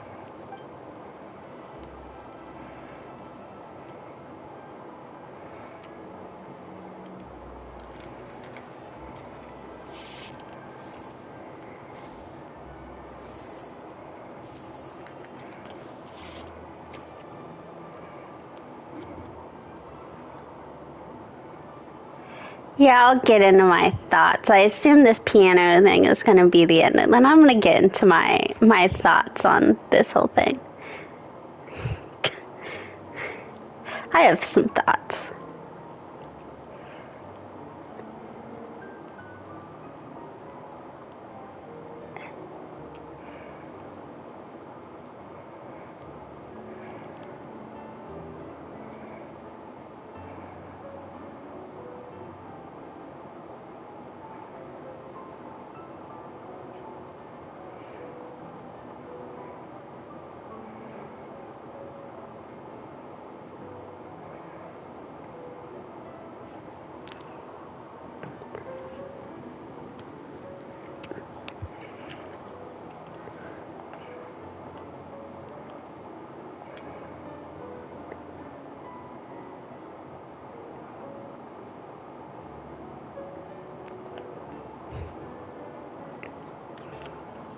All my fish like the music.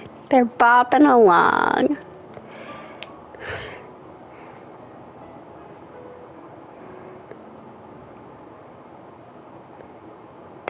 Oh,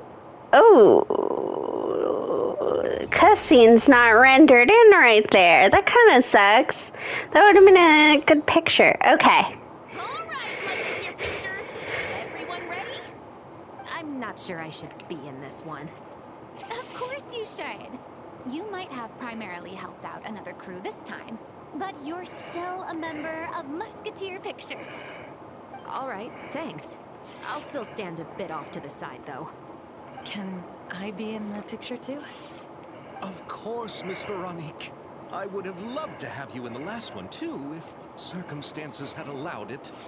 Thank you, Director Xavier. Do I really have to be front and center? You're one of the lead actors! Of course you do!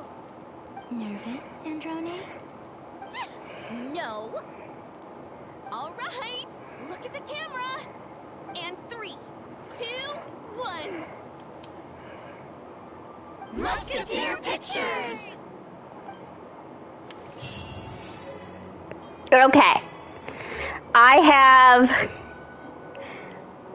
many thoughts about this event. I hear the voice of fate.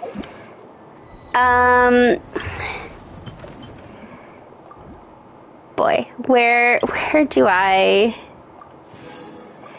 begin? Okay. I think like as a quest, if this had been presented to us as just a story quest, this would have been great. I think like I'm sure there are people who are gonna have complaints about Sandrone's character and stuff, but I personally think it went really well. I think, like, as a quest, if you're just looking at this as a Sandrone story quest, I think it's really good. I think it does such a good job at, like, connecting back to the Narzen Croix Ordo quest and the background of Elaine, and it even touches on Renee and Jacob, and you go back to the tower, and I think that is something they did really well. I think they could have done more. Like, we could have had Cater come back. Sorry, I just love Cater so much. I guess it might be Catter, because it's short for caterpillar, but it feels weird to call him Catter, so I'm going to stick with Cater. But I know that's a pipe dream, and they're probably never going to have him come back. But especially now that this is essentially, I'm going to guess, a wrap-up to Narzen Croix. Although, to be honest, they've not ever done a lot of wrap-ups to these before in future quests, but this year, like, obviously we see Jet in the Dottore quests and stuff, so maybe they'll come back. But anyway, so, like, as a standalone, I don't think it's a bad quest. It's a pretty good story quest. It's actually about Sandrone, which some story quests don't seem to be. But the problem is, it's not a story quest. It's the summer event quest. And one, I think they really screwed themselves by not going another version. Like, I don't know if you know, but this is version 6.7. Usually we'd go to 6.8 and then have a 7.0, and that's already messed things up. Like, the next version would usually be, like, your X.0 version would usually also be the anniversary patch. 'Tis not. Which has gotten people complaining about, why did the reward seem so low and stuff? But, I mean, I'm sure part of the reason they're doing that is because their summer event is in Fontaine, and they're not adding any more map to it besides Elaine's grave. And the thinking is they've added in the moon region what I think would have been better is to have them separate, like make this 6.7 and just make this a Sandrone story quest mixed in with a Fontaine event quest, or like Fontaine like event.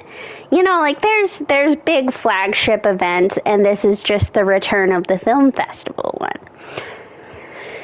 And then make a 6.8 into the moon, and throughout the moon quest they mention like having a party on the moon after Columbina's cleaned it up. And even if they're not going to make a super long summer event story like they did in the past, like in past years it's been like 6 or 7 hours long, I think because the moon quest was voiced, if they could have just added a third part with, or not a third, it would have been a fourth part, I think, with a party on the moon, that could have been cool. And then, yeah, it's a little different than past summer events where, like, you have this kind of happy, upbeat, like, more fun rather than regular Genshin World Quest theme.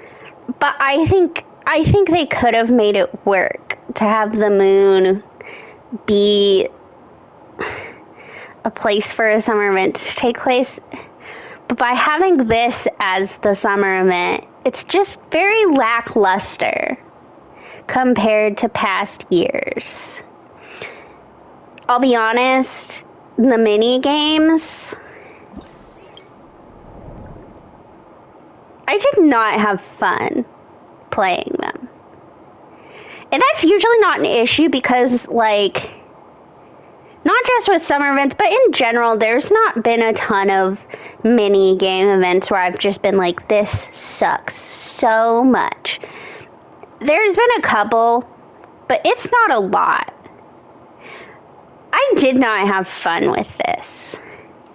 It just kept going on and on and on. Like, I did like the parts of, like, you got to see a bunch of the different characters and talk to them. And to be honest, the actual, like, aquarium running of, like, adding the fish in and stuff, that wasn't bad. But, like, this Operation Deep Dive Treasure,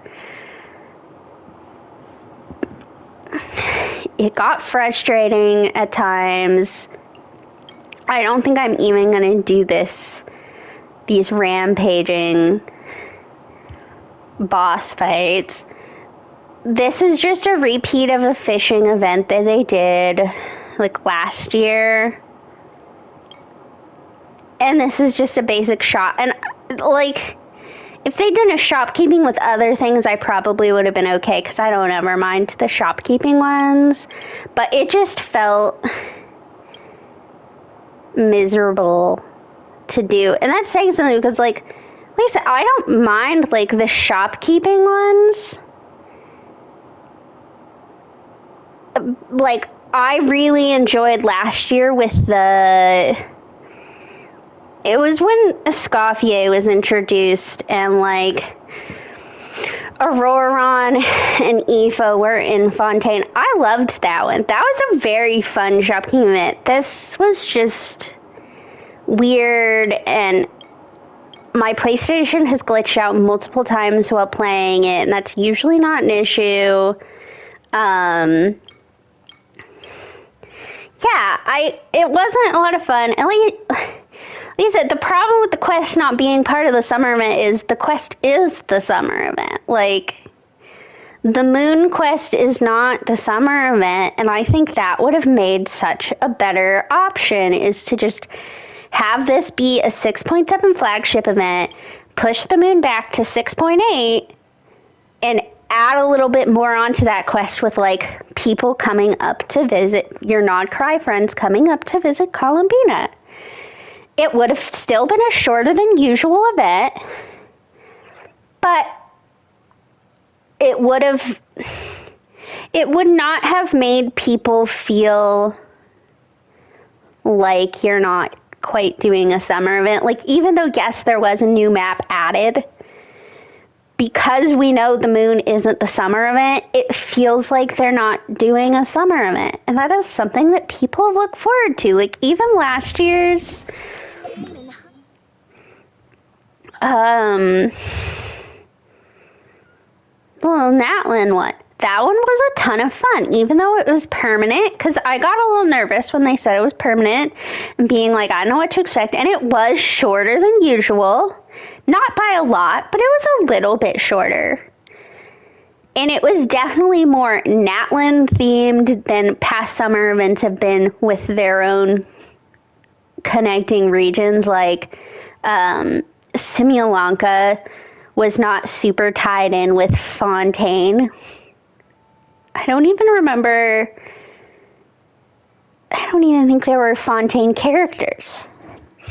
You know, and the one the year before was not connected a ton to Sumeru. Like I said, I'm fine if they'd done the moon thing and that's very connected to Nodcry and it's mostly Nodcry characters, because I think that works as a good wrap-up for Nodcry. That's actually something I liked about last year's Natlin one, was in some ways it felt like a summer festival, and yet it also felt like a wrap-up to Natlin.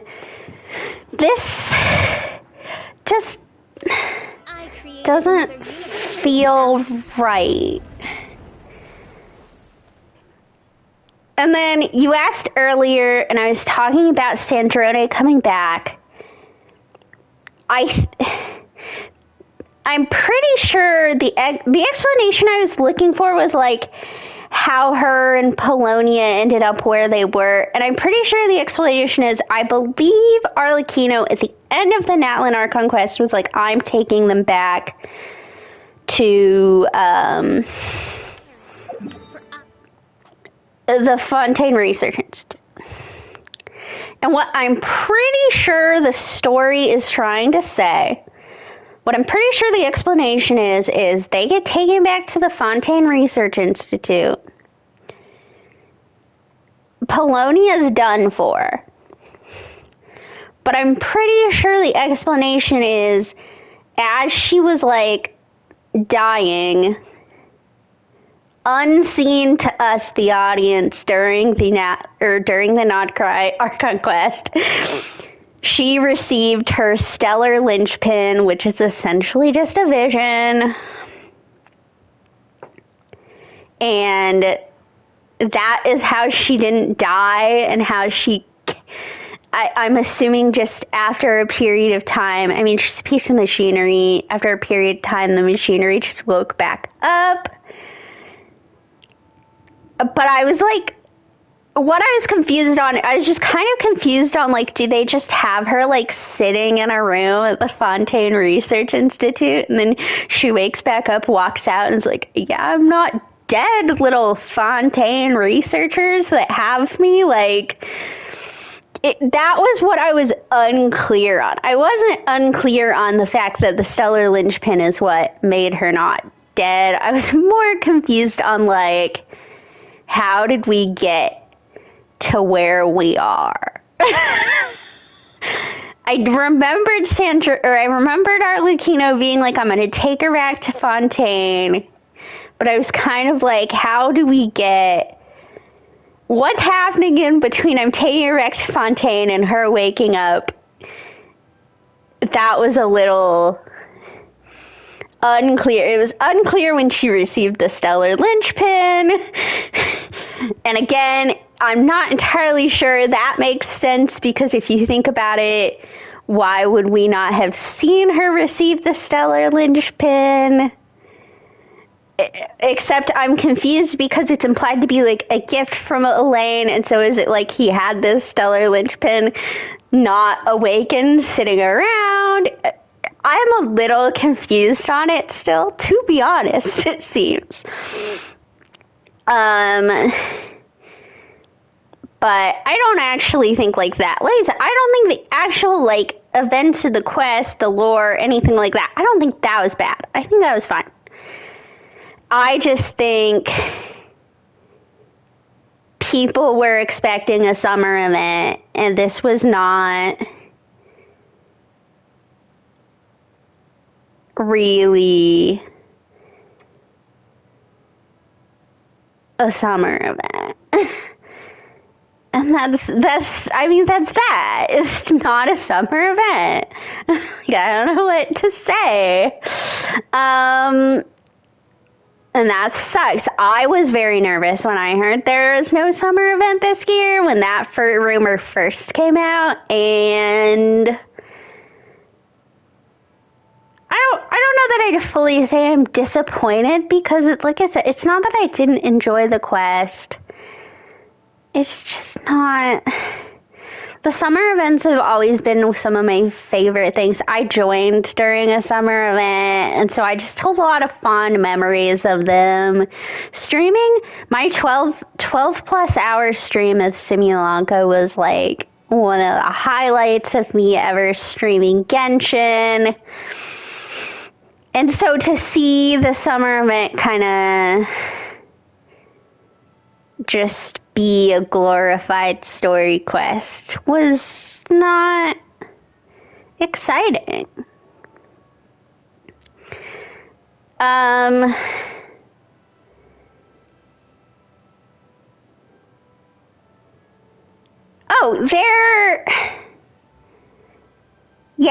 had been rumors for a while. So the rumors had been out for a while because I'm sure through data mines they could tell that there was no 6.8.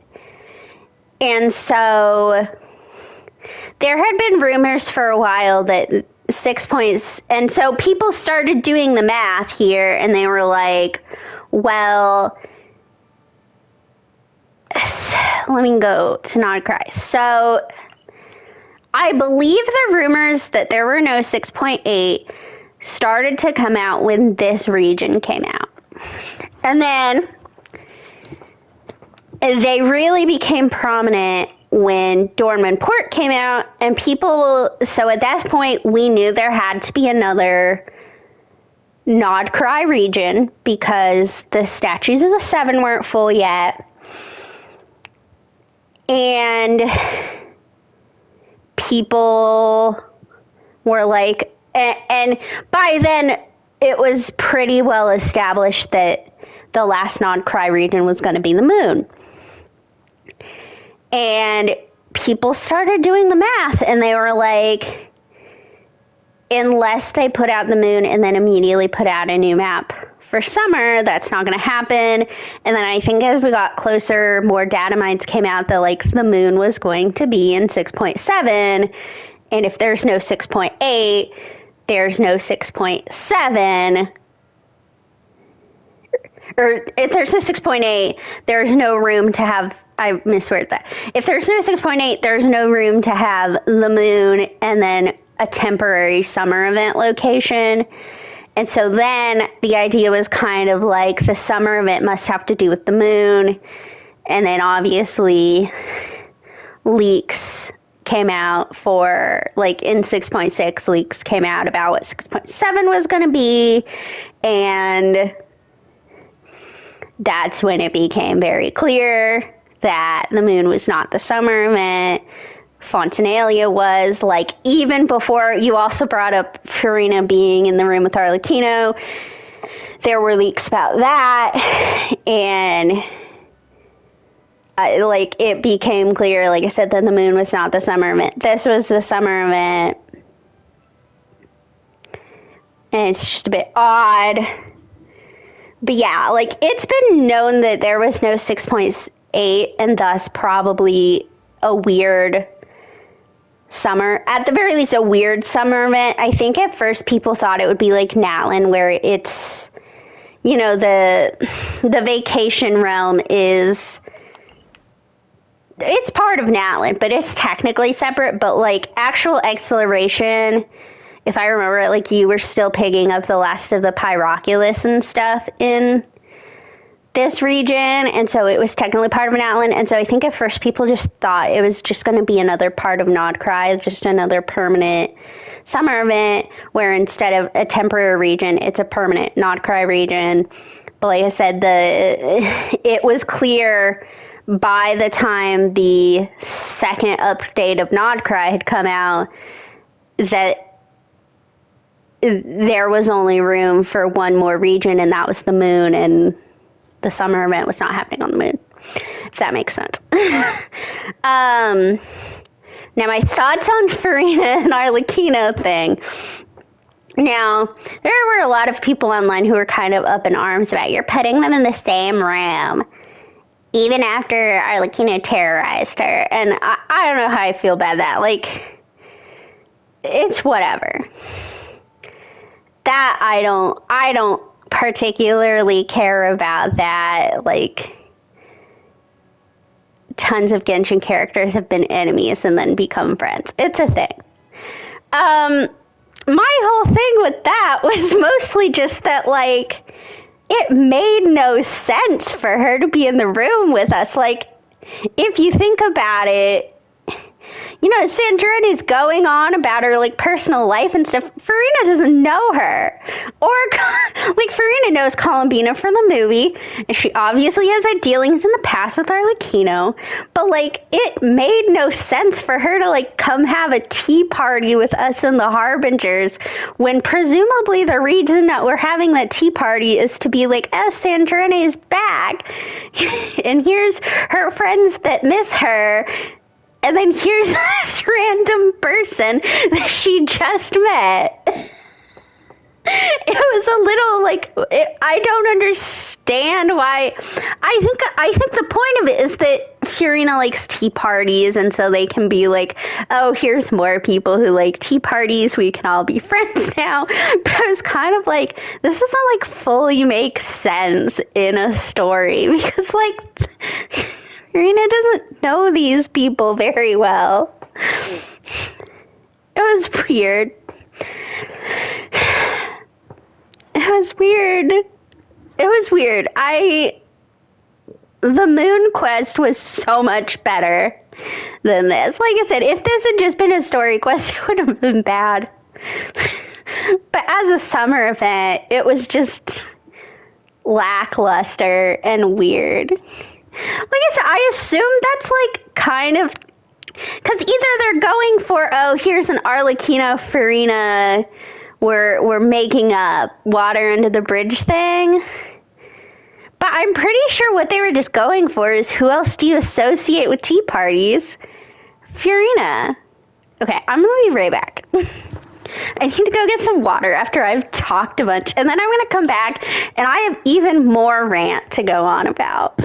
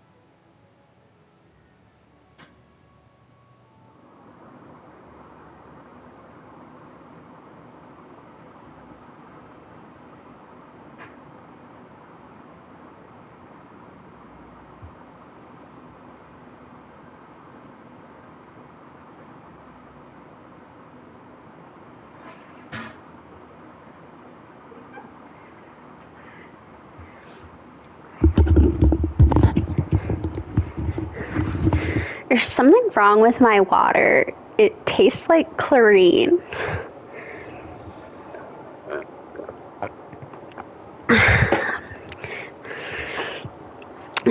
Okay.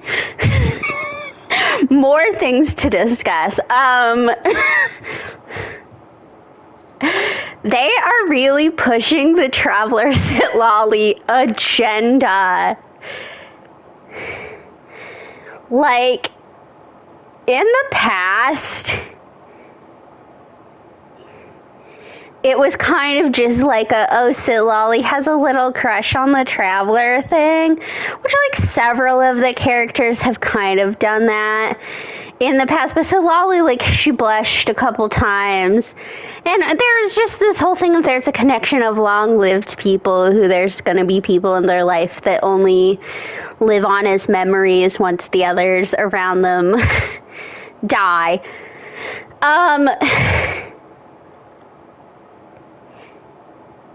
So Lolly spent like this whole quest just going on like a jealous wife. And it's so funny to me because, like I said, in the past they've like kind of, you know, subtly put some like, oh, this person or this person kind of has a crush on the traveler.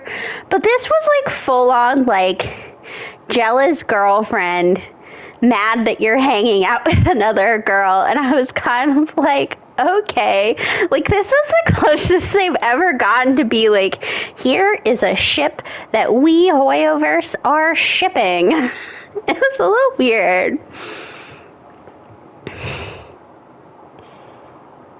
Yeah, like I don't mind. I know there's a lot of people who are like super anti like harem or characters having a crush on the traveler, self-insert, stuff like that. It was just funny to me because they've never been that direct before, and this was like very direct. So Lolly might as well have just been like, stop hanging out with other girls. Like, it was insane a little bit. Well, and they're always, throughout Nodcry, they're always pushing that Columbina Sandrone ship.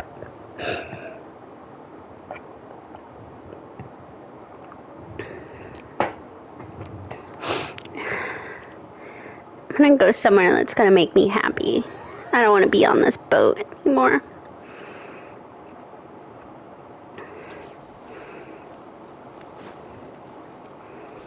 Look at this place. Yes. Lisa, I don't mind any of the ships. I just think it's funny that recently they've gotten like way more overt about it. God. I just look at this place and you're like, this is what could have been.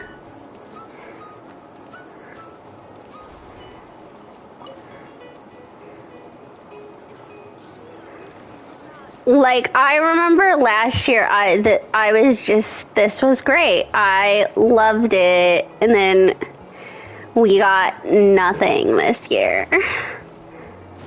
Essentially.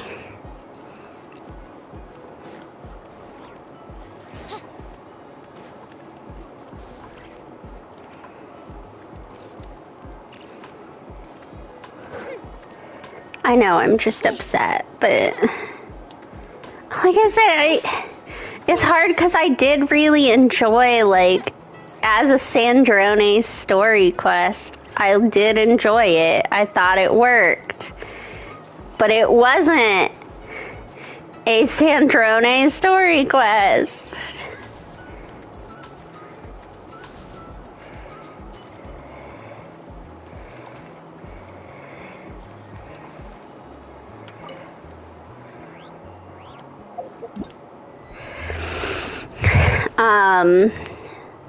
God, I don't know if I have anything more to rant about. I'm trying to think.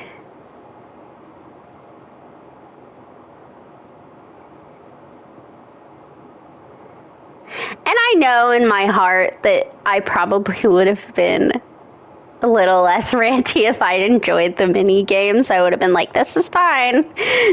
But because I didn't enjoy the main mini game, I was like, oh my God.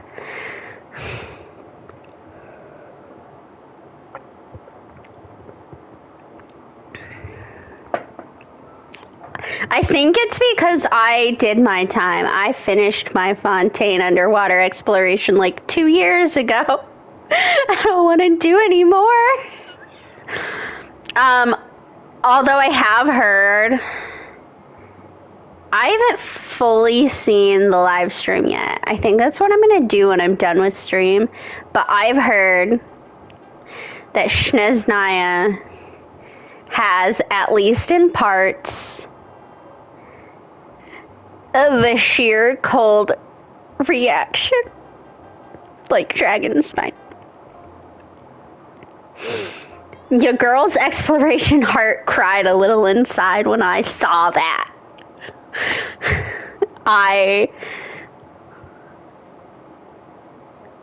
It's fine on Dragon Spine.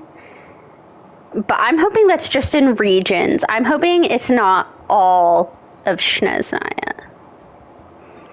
Or I hope that it's not... No. Like I said, if it's just sections, like if it's just like here are some sections where there's a really bad storm going on, I'm fine with that. But if it is the whole region of Snezhnaya...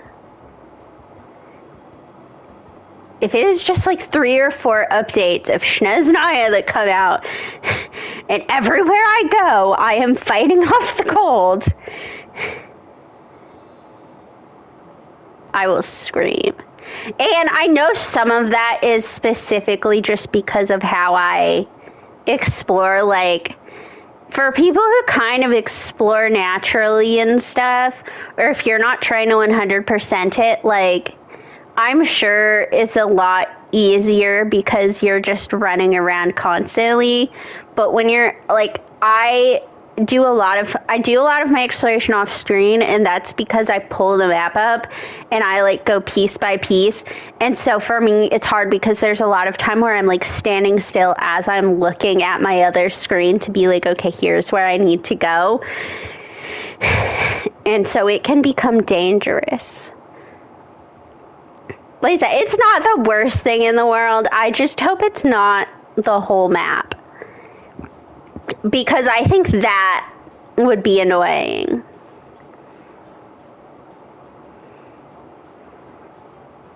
But if it's just a couple, like, sections, like I said, where they're like, oh, there's a storm right here, I'm fine with that. Okay, my thought on Sandrone should have stayed dead. No.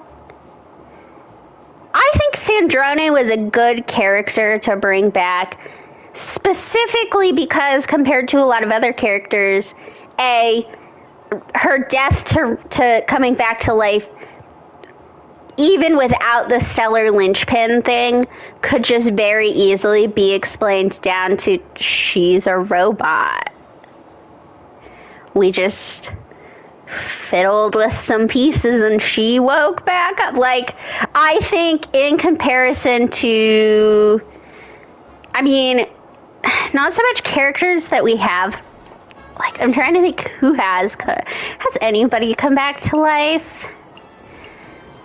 Obviously, Columbina was, I don't know if Yuani is dead. She was kind of dead, I guess. Obviously, we have kind of the Wanderer in a manner of speaking. Zhibai kind of came back, but again, I don't know how much you want to... I'm thinking more like characters who died on screen and then came back, and Zhibai doesn't really fall into that. Like I said, we don't have a ton of characters who have, like, come back. Blaze, I think she was a fine character to bring back because, again, it's very easy to explain it. She's not human. Yada, yada, yada. And I don't think it, like... The reason why you want to be careful about bringing characters back is because it makes you feel like death is meaningless. But I don't think hers did that horribly bad or anything. Like I said, I don't think it damaged the story or anything, having her come back.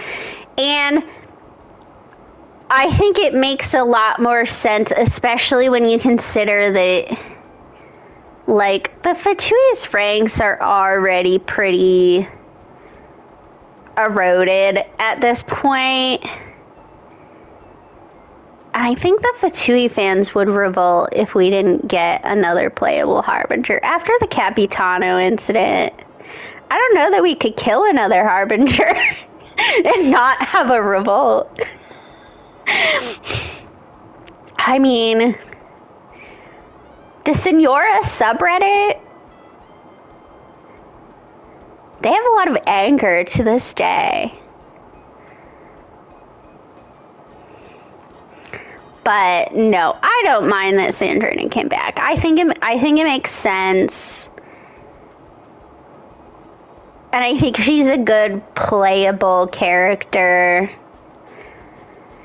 I know there's a lot of thoughts about Polonia, although I did find it interesting that one of the complaints about leaks of Sandrina was Polonia's not back, and she has a new robot pal. I did find it interesting that they kind of addressed that she just couldn't bring Polonia back, like Polonia was one of a kind, but they never addressed her new robot at all.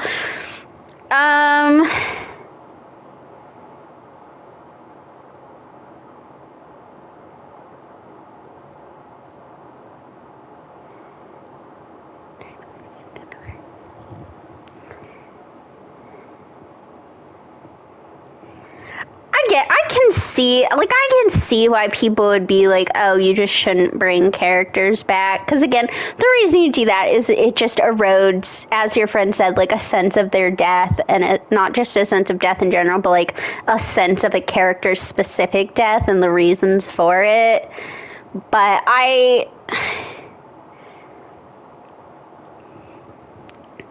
considering Dottore himself in some ways comes back right after that fight too, like, I don't know how much that matters. Isn't Dottore coming back for round 2 in a way also kind of taking away her sacrifice to be like, yeah, your friend died to kill me, but I'm not dead?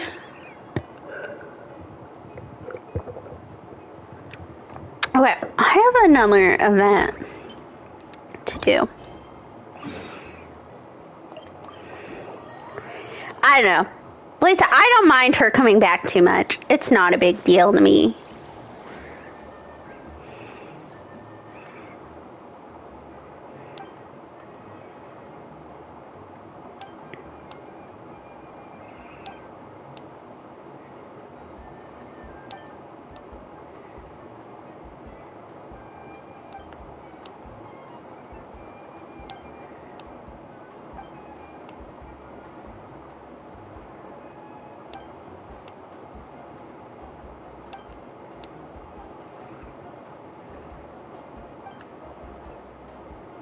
How do you feel about Sandrone coming back?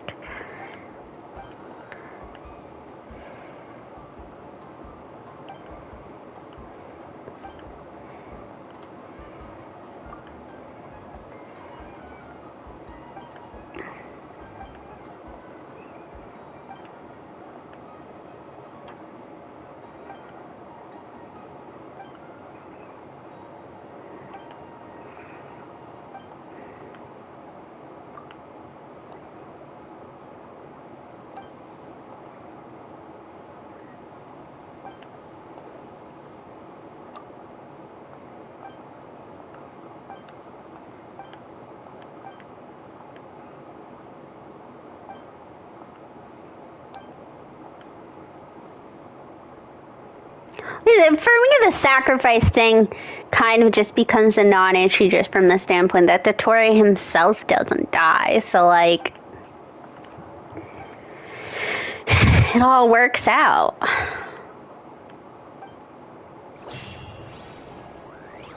Okay, calibrate.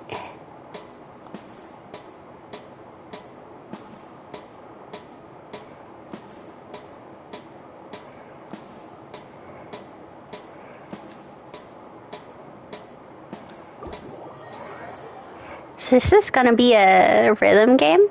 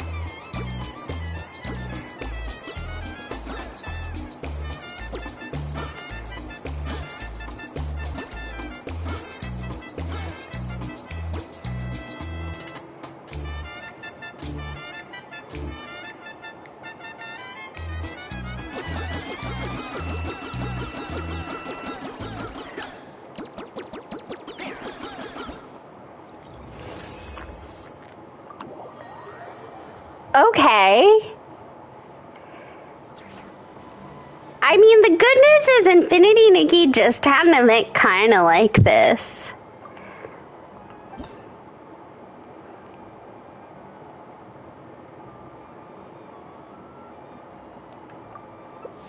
Oh, fuck. It's co-op?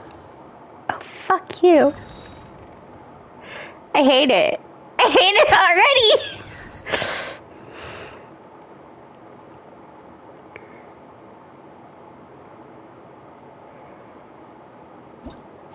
It's time to let loose.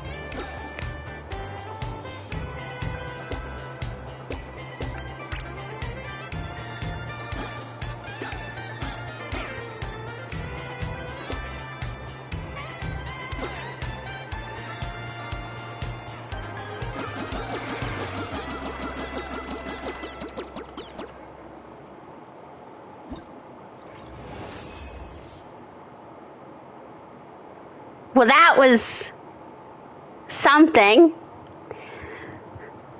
Okay, I need to know your opinions on Infinity Nikki. It sounds like you have strong opinions.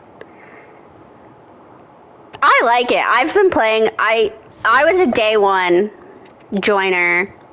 I've been playing a lot of it recently.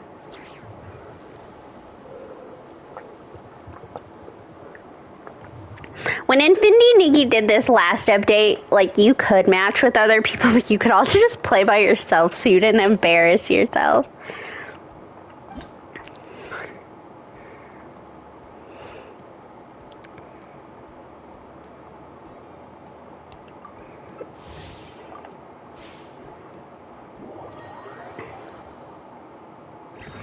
Now, Infinity Nikki's fellow game, Love and Deep Space, is in some interesting times right now.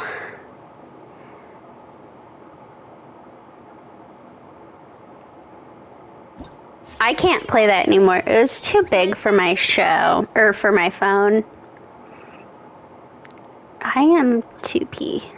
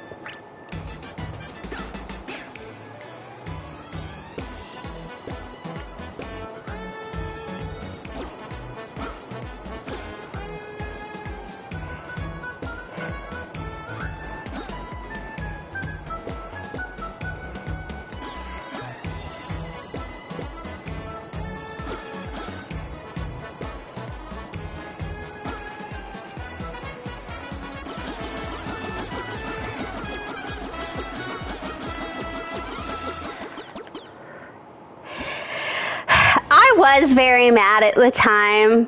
I know some of that's just because I really like Giovanni, and I felt that the not the change of introduction, but the Lady in the Sea of Stars had a whole bunch of lines that, like, I just felt like took away from the storyline, not just Giovanni's storyline, but like the general initial Wishfield storyline. And the ending of that, and the explanation of, like, Nikki coming to the world and stuff, like, I created another universe. I understand kind of why they did it, because I play Love Nikki, and definitely changing it to that put it a little more in line with the other Nikki games. But I don't understand why they didn't just do that from the beginning then. I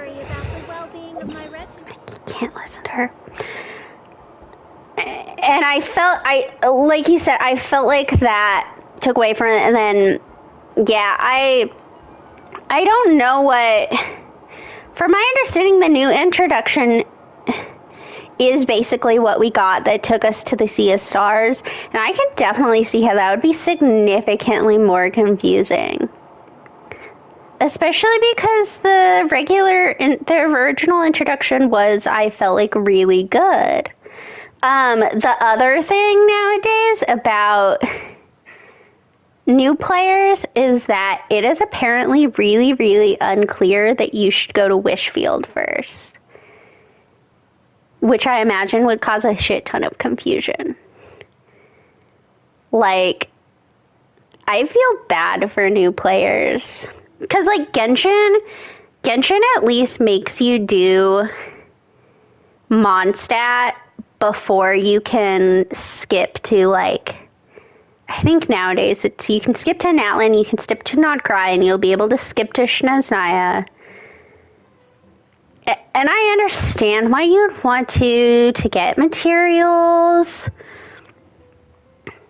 Specifically, like, Nodcry, you can't really, it's a little hard to get to. Like, Natlan, you can fully walk to.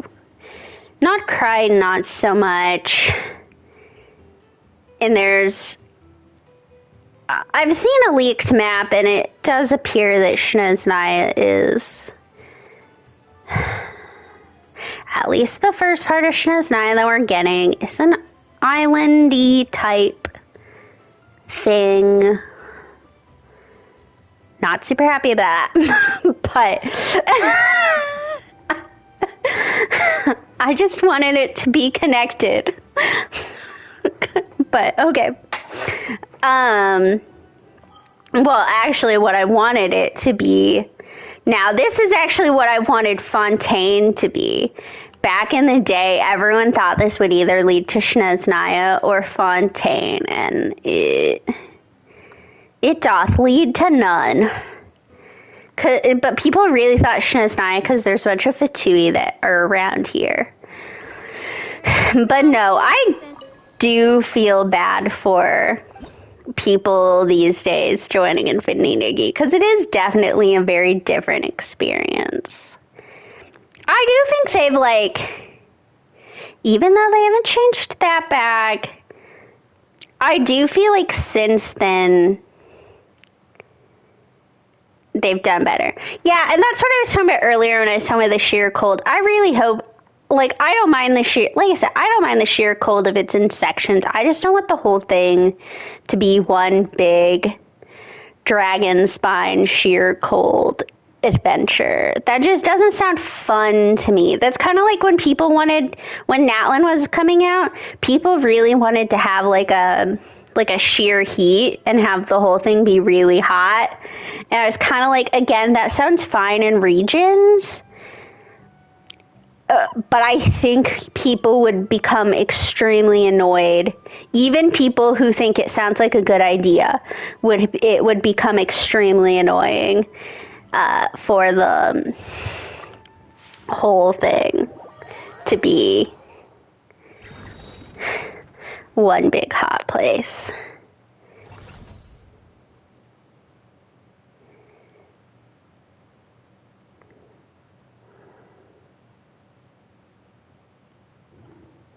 Yes. And like I said, I think for Snezhnaya, the perfect thing is to be like, okay, here's a couple of spots where it's really cold. Over here, the camera's rolling. Wait, we're videoing this? Milani. No one told me.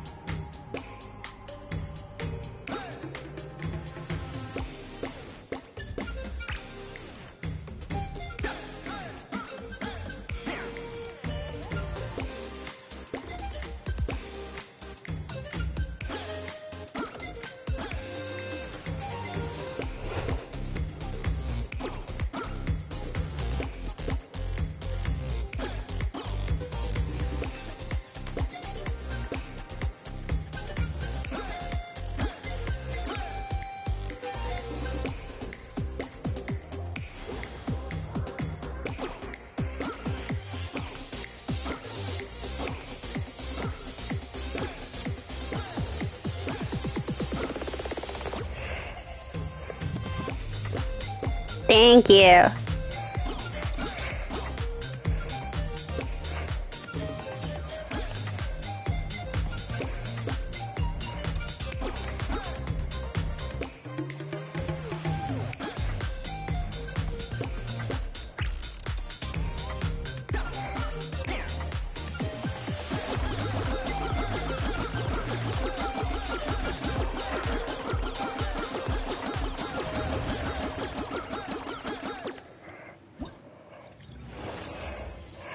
No, I got beaten out at the last minute.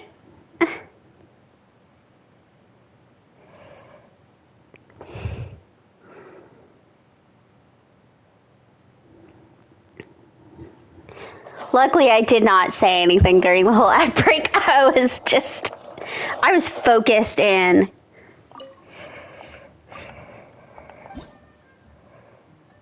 This should be my last one. Sir Jesus?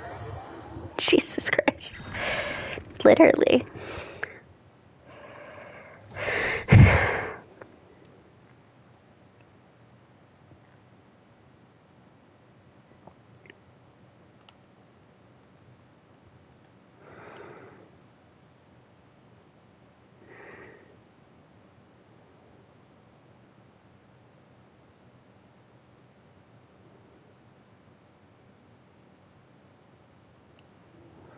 Someone has really slow internet.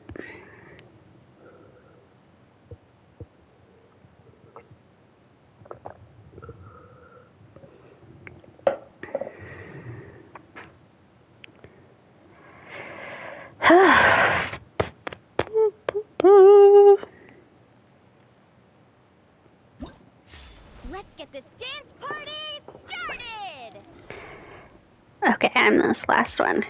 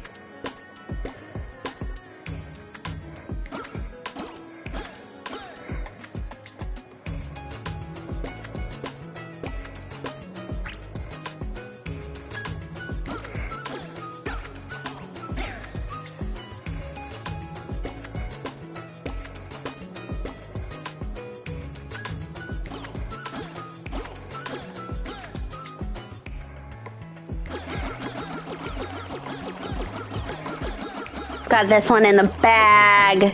I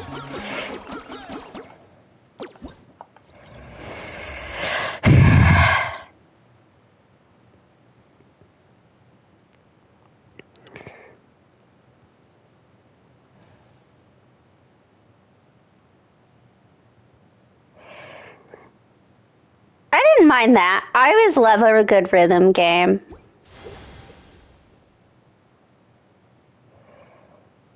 That's another complaint I have about Infinity Nikki.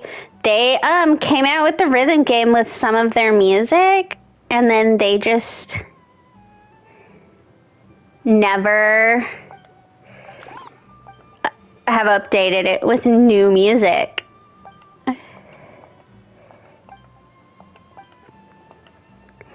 So it's just music from the first, 7 versions. Which is a shame because Infinity Nikki, much like a lot of the gachas, a lot of the open world gachas, none of them have bad music. They are all very good with music.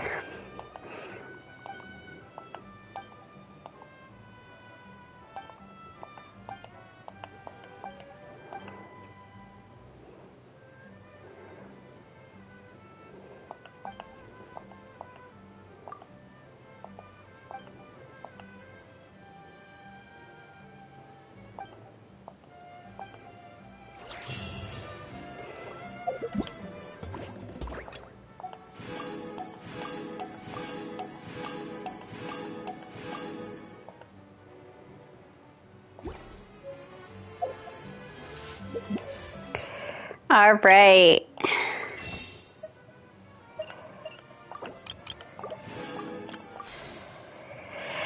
So, I still have most of the moon to explore. And I have a couple story quests to do.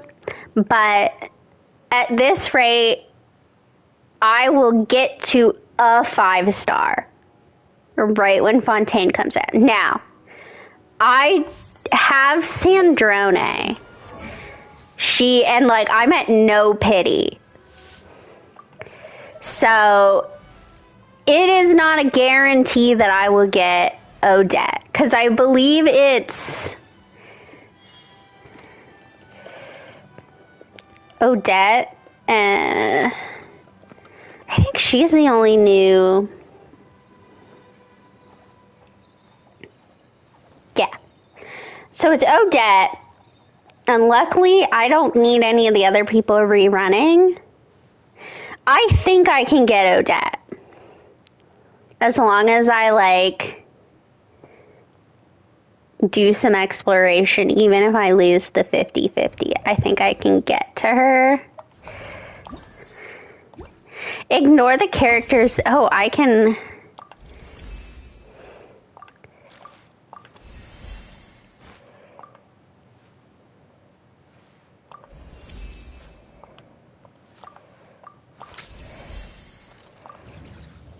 Yes.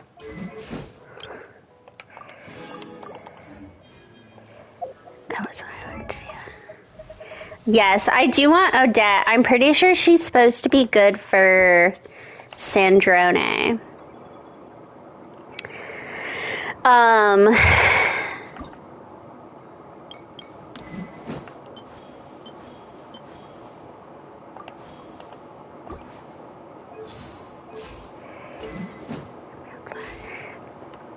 But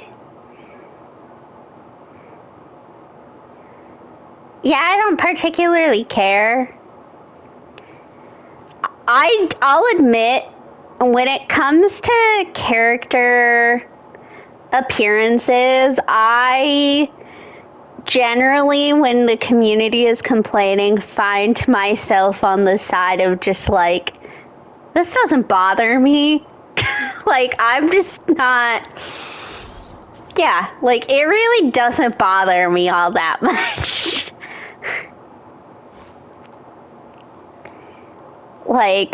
Oh no, a video game character is wearing, she's not a real ballerina, she's a fake video game character.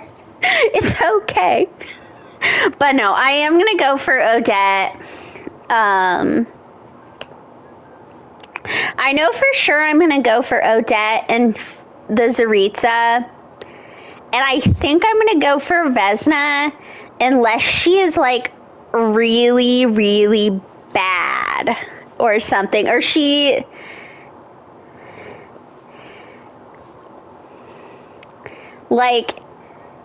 just doesn't go with anybody at all, then maybe I won't.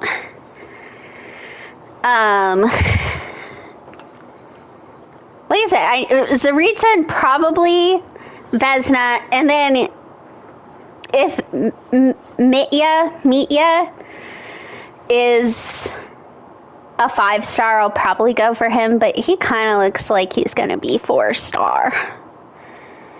And then everyone else is just kind of going to be up to fate, up to how I feel at the time and the resources we have at the time. There's a couple others that look good. But again, all I have is the moon to explore. So the well hath run dry on Primogems. We've hit that point where there's not a lot of other places to explore. My Temple of Space is done. All I have to explore is the Frost Moon and any new region that comes out. So I don't even have the dark side of the moon. The dark side of the moon's been explored. So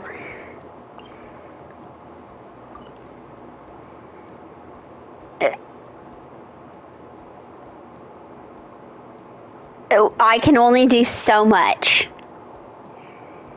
And I have committed to decreasing expenditure on video games.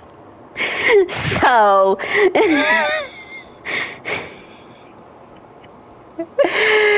it is what it is. But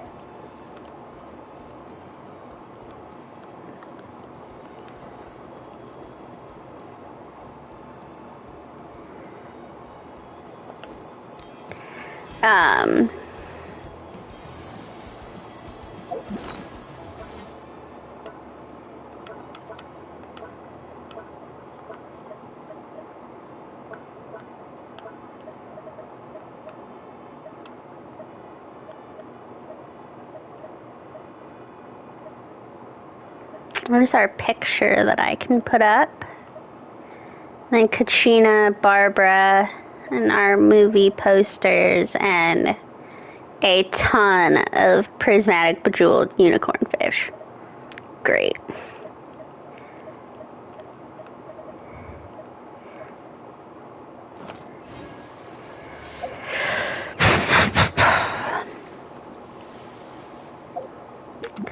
But yeah,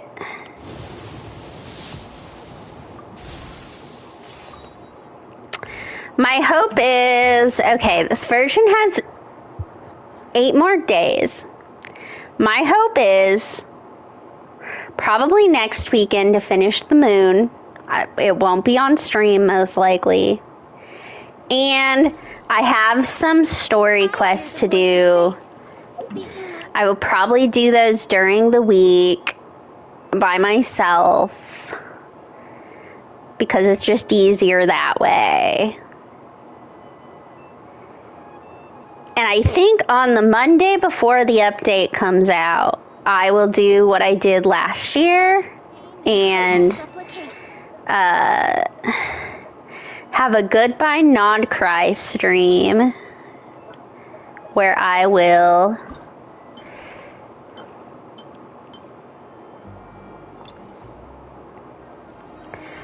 play the music of Nod Cry, and it will be fun. Looks like I've already done this one,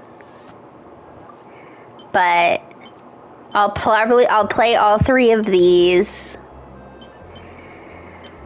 and we'll probably do like a Nod Cry tour, account tour, pre-Shneznaya. I mean, speaking of, I'm trying to think, I don't know if you've been here in my recent Genshin streams, but I'm building all of my characters in order of release, with the exception of my main team, who I'm kind of throughout the whole thing finishing up. I mean, they're like built. When I say building them, like getting their talents up as far as I want them. Klee is obviously going to be fully crowned, but like our girl official's done unless I change my mind and decide to level up her regular tags. Sitlolly just needs this last one. Farina needs some work.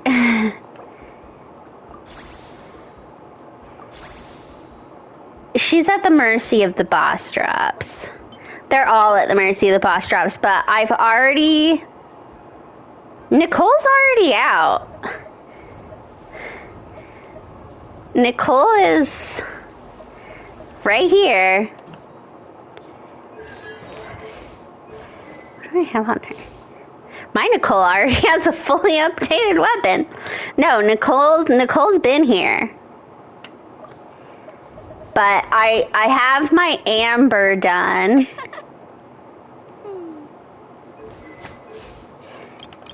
And my Lisa and my Kaya. Oh, Alice. I would guess Alice will be... I mean, it's widely accepted that after Shneznaya is going to be like a... I wonder when I'll be as tall as my big sister. It's widely accepted that after Shneznaya is going to be like a Conria Celestia chapter. I would expect Alice then. But no, my Barbara is fully leveled with a weapon, artifacts. She's also C6. So I'm just working on her talents, but it's going to be a while because I need these boss drops to finish my Klee. But the thing with building characters in order is that, like, yeah, I could be like, oh, let me convert these into, like, let me convert other boss drops into the boss drops I want, except I need those other boss drops for my characters, my later characters. So we're really at the mercy of the boss drops here. But yeah, so Barbara's just waiting for her talents. Zhongling, I've been having to grind these guys, but oh my god. So, like, when you're initially playing Genshin, these are annoying rune guards and rune hunters because they're hard to beat. But when you're not, they're annoying. Like, even at this stage, they're annoying because, so it's pretty well known that, like, finding, like, if you do this, you're not going to get all of them. It won't catch all of them. But if you go to use, like, the interactive map to find all of them, oh my gosh, like, half of them are one-time defeats. Like, you'll go to it and you'll be like, oh, it's not here anymore. Like, they don't... There's a couple that are, like, first-time kill and they don't respawn.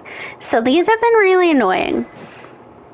But the other problem with building my characters from the start is I've run out of materials for some of them. And then I'm going to have to artifact farm for Zhongling, which does hurt me inside. And then, yeah. These two just need one more. Oh yeah, I have run out of Mora several times now. Like I said, so these two I think just need one more level on their talent. But like, look at that. I only have 22 slime. And then I do have one slot for Columbina that I'll probably just use for like new characters that I want to build. Right now it's just Columbina. She just needs... I just need to fight her boss a couple times. These things are really annoying to farm. I'm constantly out of them. She does have all of her artifacts. And then, yeah, her talents. I fought this boss for the first time the other day. That was a treat. And then my boy Razor. He needs another ascension. At some point, I'm going to have to farm this domain. I guess that'll be my Wednesday plans. As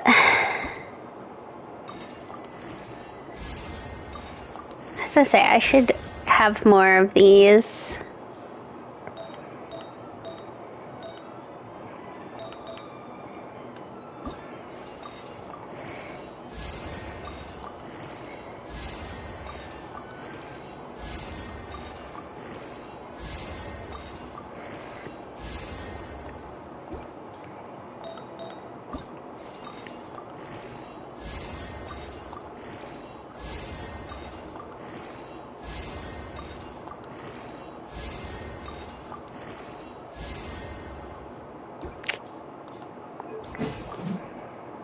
There we go.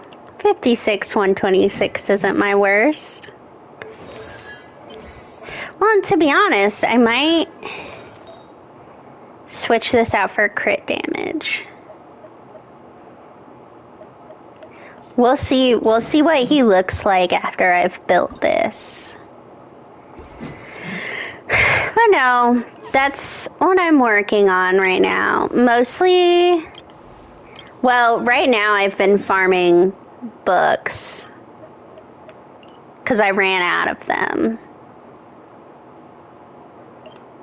Speaking of, I've been trying to farm them in Mondstadt and Liyue because that's where I need materials from right now.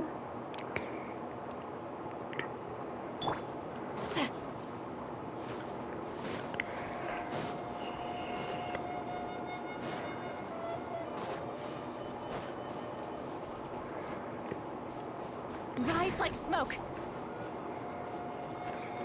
So I've been seeing a lot of the Mondstadt domains.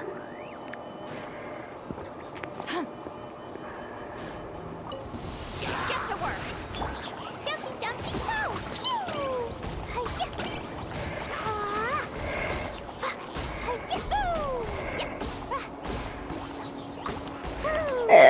And all the Mondstadt domains and just generally fighting a Mondstadt definitely does make my Klee feel really powerful. Show no mercy. Strike opposed. Let lightning echo soft. Odds reveal by Dumpty dumpty go! Go!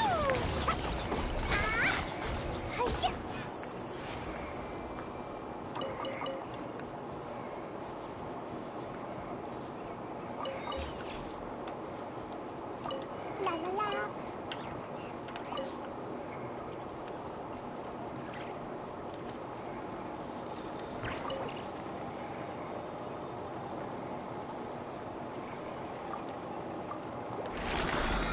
Oh, I need to use that resin.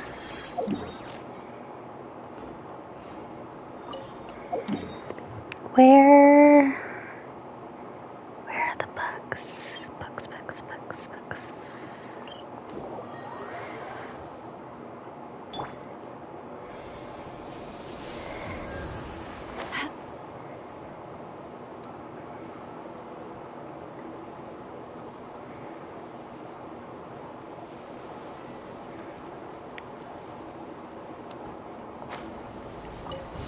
get to work. By royal decree. Shower me with the Dumpty dumpty go!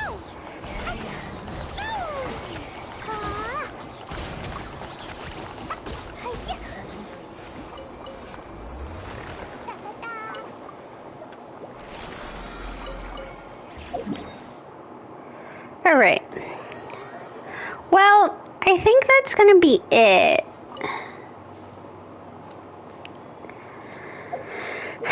Like I said, I have some stuff that I'm going to work on. Mostly this moon. And then I have some story quests.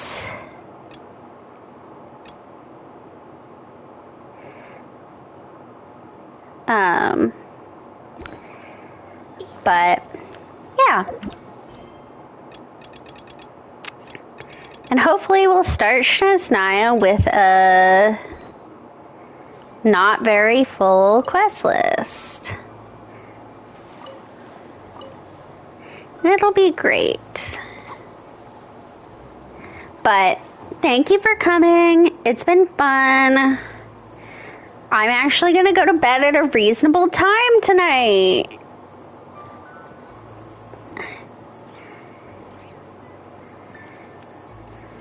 But I will be back definitely by the weekend. I don't know if I'll play Genshin. It'll probably be Infinity Nikki unless I really don't accomplish moon exploration, in which case I'll be panic exploring the moon. Because I do want it 100% explored by the time Shnesnaya comes out. It's better than last year. Last year this time, I had initial Natlan done, and I had this region done, but I'm pretty sure in the 2 weeks leading up to Not Cry, I had to explore all of the volcano area and the Easy Breeze Resort, so hopefully I can make this happen, but